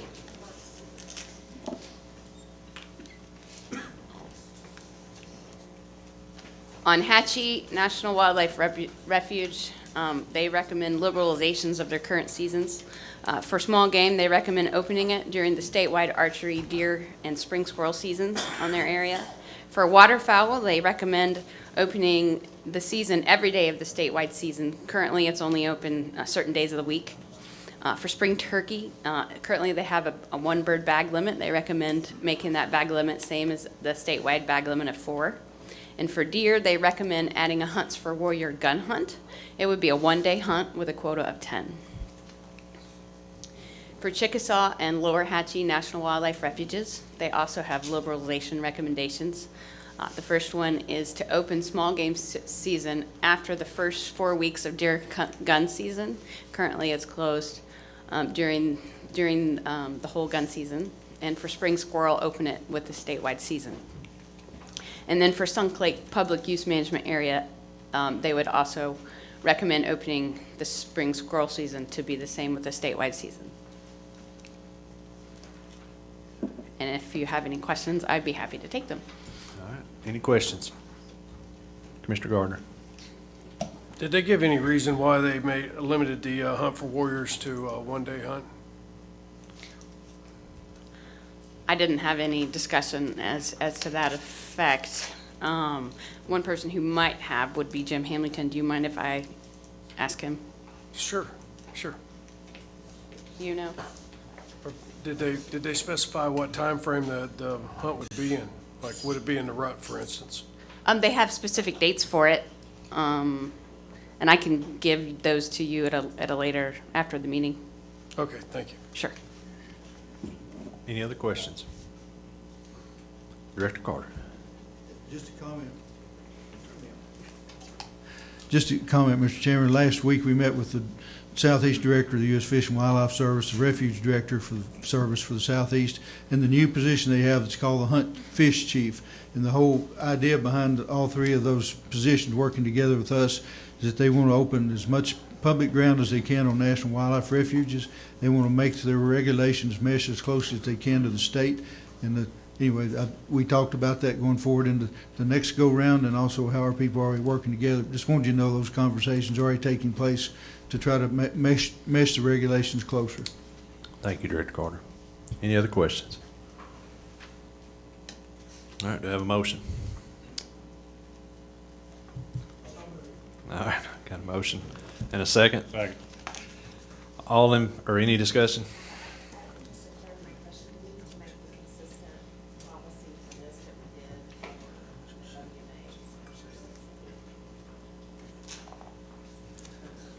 These are considered WMAs, aren't they? As far as the fall turkey limit is what? This is the regulations for this area is in a separate proclamation, so it would need to be amended separately from WMAs.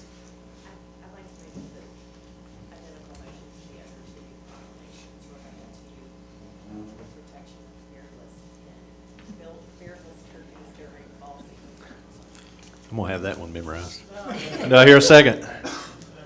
Second from Commissioner Gardner. Director Carter. I'll ask for some clarification here, but I don't think we have the opportunity to override the U.S. Fish and Wildlife Service refuge recommendations.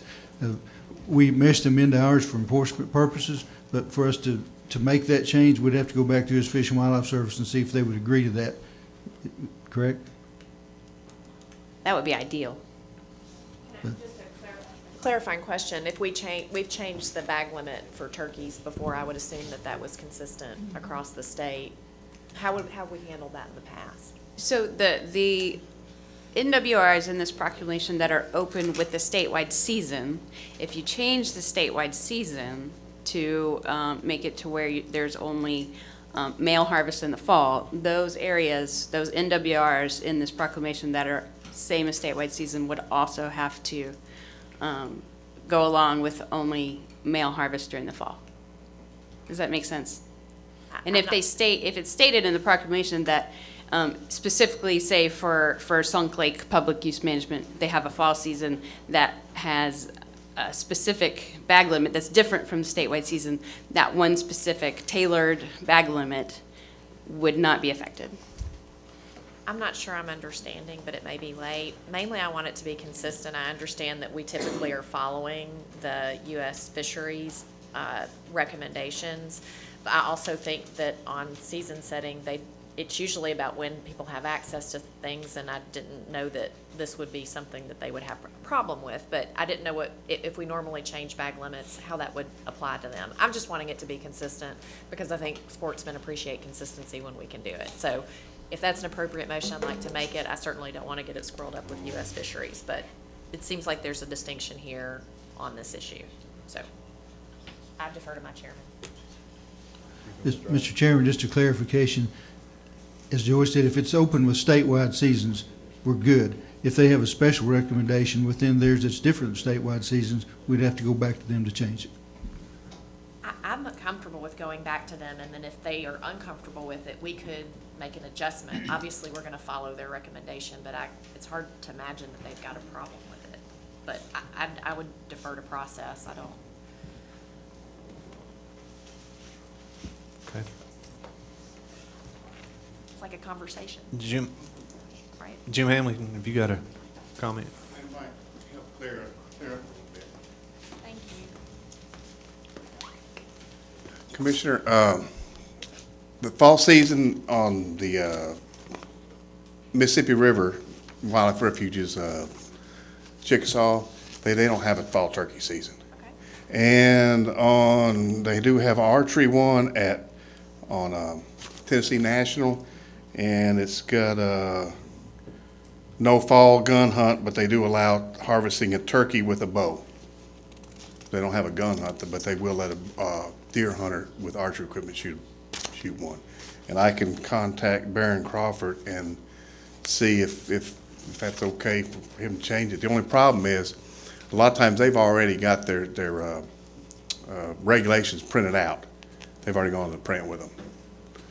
So if we change it, it would be for the next year rather than this coming year. Not this coming season, but we do the 2019-20 season. I'm gonna follow my chairman's lead on how he wants to handle it. Okay. That's what I'm thinking. Let me know. I'll come back with more precise information tomorrow morning. Tomorrow morning? Yes. We're going, if it's okay with Commissioner Woodson, we'll wait till in the morning and see if Jim can get a hold of him. All right. Whoever made that second, withdraw the second. Good deal. All right. Any other discussion on Proclamation 18-08? All right, I've got a motion and a second. All in favor of passing Proclamation 18-08, let it be known by saying aye. All opposed, like sign. Motion carried. Mr. Chairman, that concludes the business of the Wildlife Committee today. We will meet again in the morning. Congratulations, Mr. Chairman. You beat my record by 14 minutes. Last year, it was 5:15 we got done, and you have the new record, so congratulations. So let's keep going. Anybody that needs to take a break, please do so, but I'll call on Chairman Box for the Boating and Law Enforcement Committee.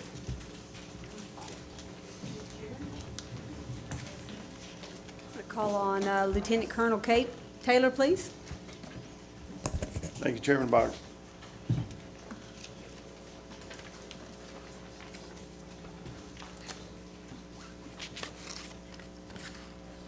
I'll be presenting the proposed changes to Proclamation 1805, manner and means of hunting, taking, and trapping. In the section of the proclamation where there's a table in your book, you'll see the table. To that table, we'd like to make the following change. Add air guns 35 calibers or larger for deer, elk, bear, and fur bears. In addition, pre-charged pneumatic gun which shoots an arrow, which special conditions apply for deer, elk, bear, and fur bears, and raptors that are legally possessed under valid falconry permit. All categories legal except big game.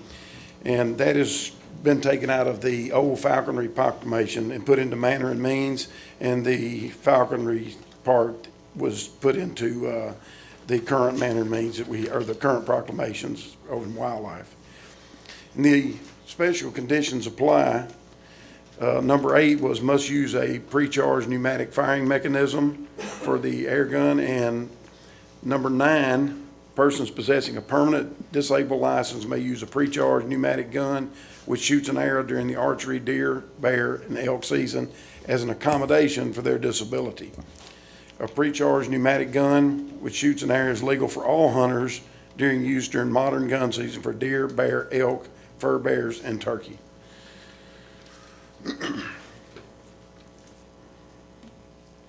And that's that wording there.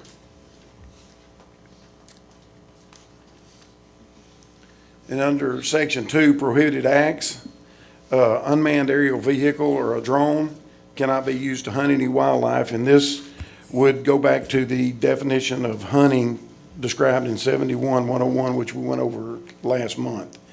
And this also would apply to our WMAs, that they couldn't be used for hunting there as well. And number 8 to that section, 8I, would be cervid urine except synthetic for hunting. The prohibition on use, possession during hunting seasons will not become effective until March 1st, 2019, to give our retailers an opportunity to prepare for this change. And under the section 6, the big game check-in, unless special hunt regulations apply, all harvested bears must be checked in at approved check-in station, TWRA website, or by the TWRA mobile application. Bears may be whole, field dressed, but must weigh 75 pounds or greater when possessed of field. If bears are quartered or boned, the total of the meat, hide, etc. must exceed 75 pounds. And we removed the part about the reproductive sex organs remaining until taken to the check-in station. The reason the special hunt regulations apply was added is because of the hunts that we have at Laurel Forking and Kettlefoot, that they would have to be checked in physically during those hunts. And that's all we have for the changes for that proclamation. Any question? Yes, sir. Mr. Hug?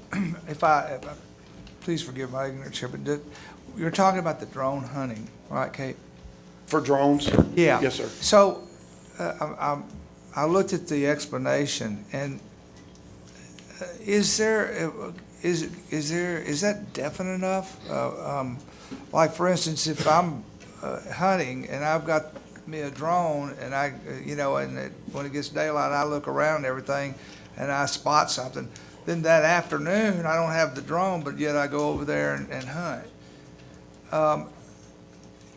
I don't know how you enforce it, or I don't know how you say it better, or whatever. In there, you guys that's hunted in Alaska, if I may, 1 second. Certainly. When you're flying into a place to hunt, when you go to camp, you can't hunt that day, right?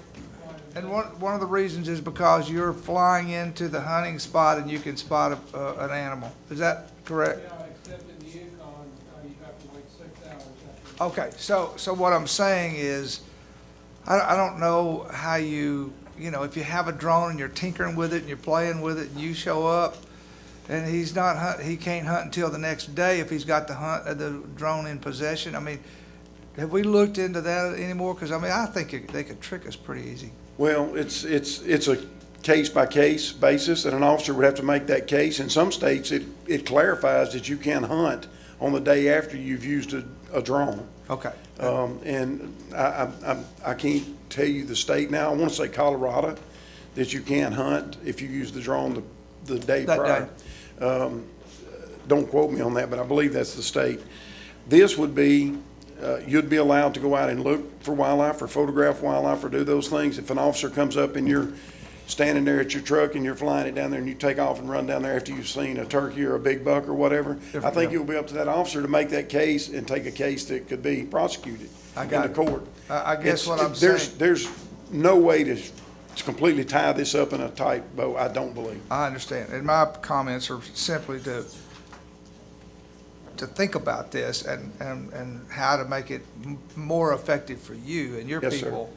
Than just, it's case by case. I wish there was a way we could, I don't want to hang anybody up, it's late, but I wish we could look at this again sometime and get it a little more specific and a little more effective for you compared to just going out there and having to tinker with that, and then all of a sudden you have to go argue the case.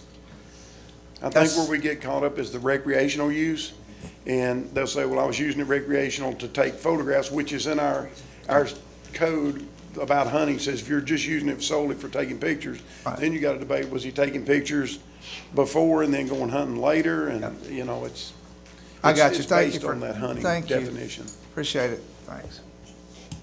Thank you, sir. All right, so do we have a motion to approve Proclamation 1805?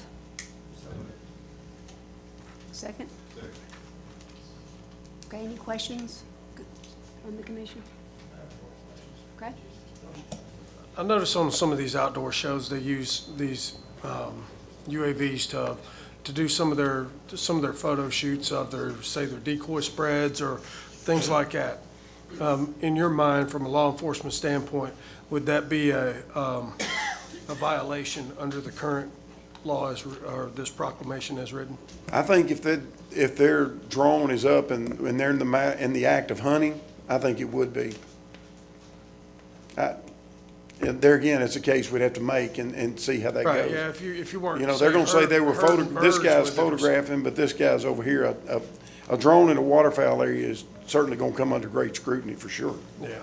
Okay, thank you.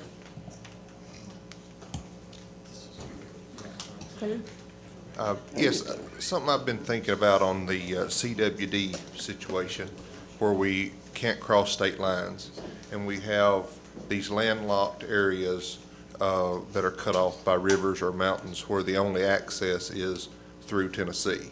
So if I was hunting in Kentucky on LBL, but I've got to come through Tennessee to get my deer home, could the agency have some way to answer those to maybe where the individual could get in touch with the Tennessee law enforcement officer or some way? I'm not smart enough to know what the right answers are, but I think in the past we have some of those situations on the Mississippi River where some of Arkansas is on this side of the river. Right.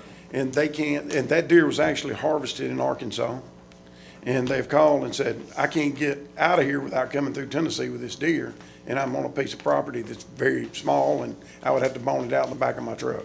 Right. And I think that's where our officers use good discretion and good common sense in doing that.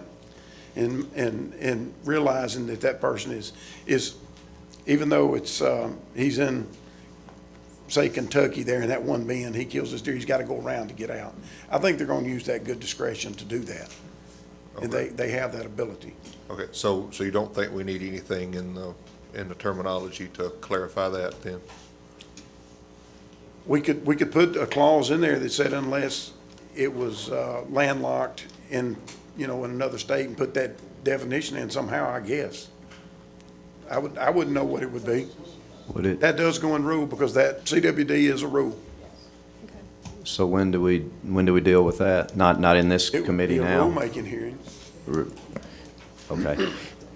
Maybe we get an opinion from law enforcement, because it seems like maybe a good way to do this, just thinking out loud. What if a person is in that piece of Arkansas, like you said, that's on the east side of the river, and they have to come through Tennessee? And then, so if they're going to do that, they contact the wildlife officer in the county that's right next to that little piece of Arkansas and say, I have a deer on the ground. What do you want me to do? And, so he say, fine, or he might want to go check it, or whatever the situation is. Is that a policy that would work? We could do that, or by rule, or we could do that by policy. Being CWD and being that, this is a bad problem and we want to be very, very strict, I guess is the best word, with moving carcasses, I think it ought to be a rule, in my opinion, because I want it to be very clear that this is very isolated. I think we could open the CWD rule and add that. Would that be correct, Tracy? Yeah. Thank you. Mm-hmm. Any others? Go ahead, conclude. I've got one more. The Tennessee Fur Harvesters Association has asked that we allow the Type 110 body grip trap in our trapping deal, and I've got some more detailed information if you'd like me to read that, or. I think I have it in front of me. Okay. And I have talked to Roger Applegate about that as well. This was handed to me 2 days ago, I believe.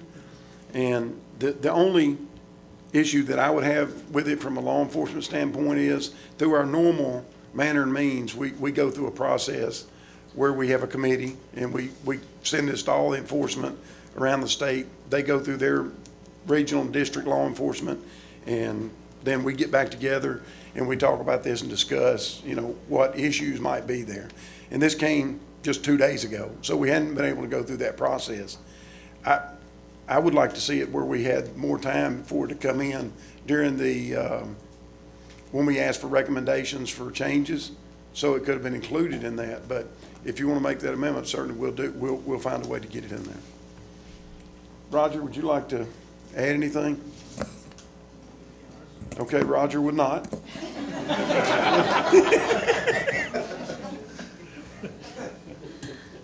So that's my only concern, is that it has not been through the process of our manner and means, setting it as manner and means proclamation like the rest of our changes. Okay, would it be appropriate to ask Mr. John Daniel to explain this to us, or? I mean, Certainly it is would be that fine appropriate? if he wants to get up and have a comment, it's a comment period. That'd be more. Is this the right time for that? Yes, that'd be fine. John? Call. You just come to the front and state your name. John Daniel, I'm the past president of the Tennessee Fur Harvesters Association, current vice president of the National Trappers Association, and also the education director for the Tennessee Fur Harvesters. The mink have a habit of being a habitless animal, which makes it a pretty large challenge for trappers to catch a mink. Mink travel along the waterways. A lot of people think mink live in the waterways. They actually spend more time on the land along those waterways. I check my traps every 36 hours, and a lot of times my mink traps will sit the whole season without even a visitation, just because of the habit of a mink. A mink investigates every little nook and cranny along a waterway looking for its prey. And when you look down on his level, there may be a few hundred of those little nooks and crannies within your eye shot, a few hundred of them. So it really narrows down, and because of the gait of a mink, and because a mink investigates these little holes, that foot trap is not as effective as that little body grip trap is. And that little trap, if you don't mind, I have one with me.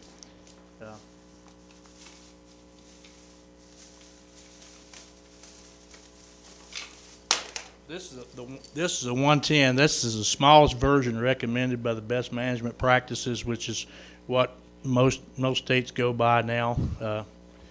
And you see this is a tiny trap. Our recommendation is to have it no higher than a half inch off the ground, off the level of the ground, which here's a half-inch piece of plywood. What I'd like to do is set it here on this so that you can see how tiny it is, and it would be pretty unlikely anything much bigger than a 3-inch tall mink would have a problem with this trap. Set it, give it a curve, please.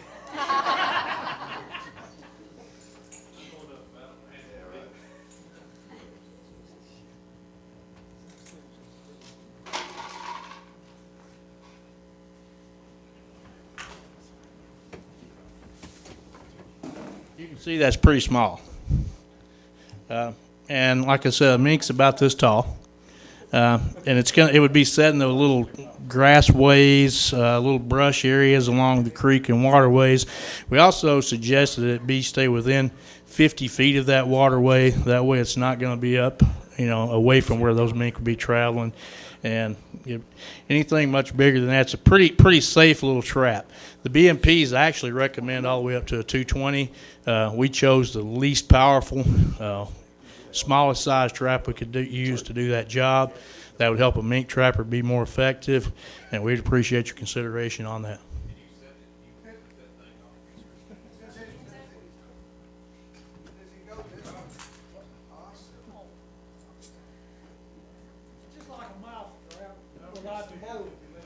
Not quite like a mouse trap.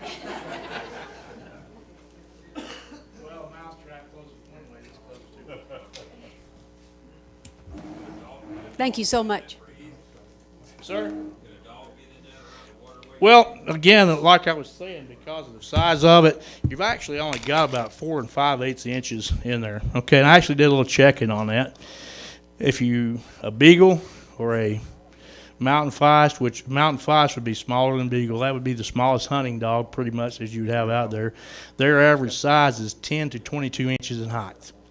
So if you think about that, if you take this trap, which is 4 5/8 inches here, and you've got an animal 10 inches above that, okay, at his back, and there's nothing in there to bait, there's nothing in there to draw him to that trap, even if he has his head down on the ground, taller the animal, the less likely that head's going to be pointed up.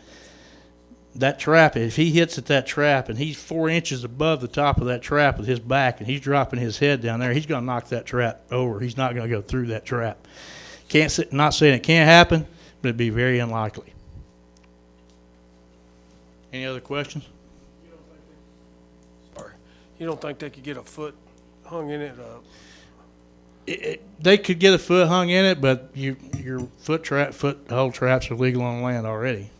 So, and this would actually not have the power of a lot of the foothold traps. But the foothold traps are only like an inch in diameter, right? No, sir, they can go up to 9 inches. Oh, is that right? Yes, sir. Okay. All right, thank you. Thank you. Okay. Any other questions? Madam Chairman, Yes, sir. I would like to amend Proclamation 1805 and allow the use of this trap. Okay, we have a second? Second. We have another second? Okay. All in favor? Say aye.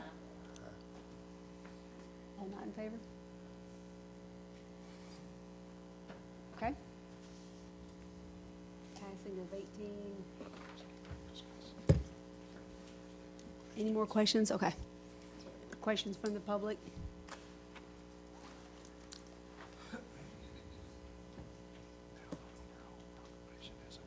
Okay. My Hello? name is Randall Rainey. I have a comment to make to law enforcement. This is to help law enforcement on the air guns. You did a great job on your research. Commend you for that. But I'd like to see a small gauge on these guns just to help law enforcement. I think a small gauge. It's a charging gauge. All big bore air guns should have a gauge on them. Okay, you just left that out as an oversight. That's the only comment I have. Okay.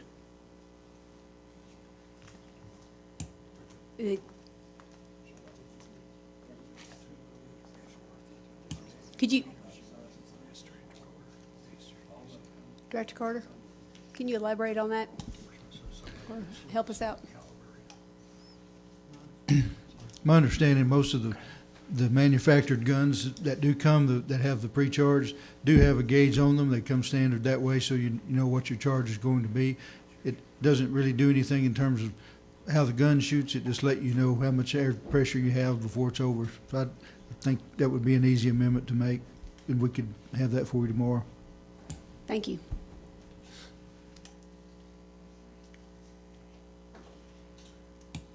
Any other discussion?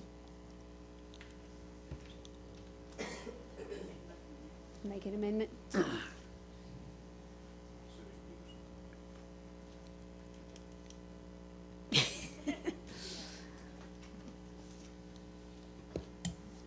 I'm not going to make a motion, but I will make a statement. I'm definitely not at 100% in favor of the air bows and air guns at this time. One of my several concerns, but one of them would be that they don't pay any excise tax. But anyway, I know we're discussing that in the full commission tomorrow, but I expect more discussion in it, but just wanted to say that.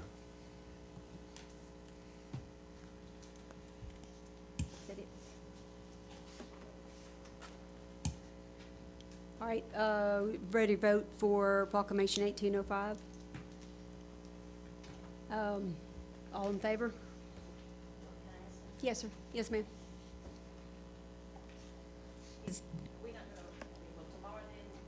I can't get that on. Tomorrow, then we'll make the amendment for the gauges or what if that comes back. That'll be done tomorrow. We vote as is right now, and then tomorrow they'll. Well, you know, everything we discussed so far is preliminary. Okay. So everything is up for discussion tomorrow. Gotcha.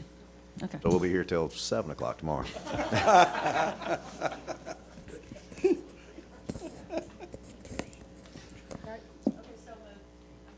Okay. I'll move. All in favor, we have a second? Commissioner Stroud, all in favor? Aye? Not? Oppose? Anyone? Okay.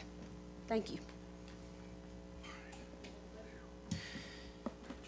Thank you, Chairman Box. So I think, why don't we do the Budget Committee tomorrow, because council tells me we can do that, come in and out of committee and take care of that all in one fell swoop. So they can't accuse us of not being deliberate and really deal with these issues and talk about it and try to figure it out. So thanks to everyone for sticking it out, and we'll re-adjourn tomorrow morning at 9 o'clock. Thank you.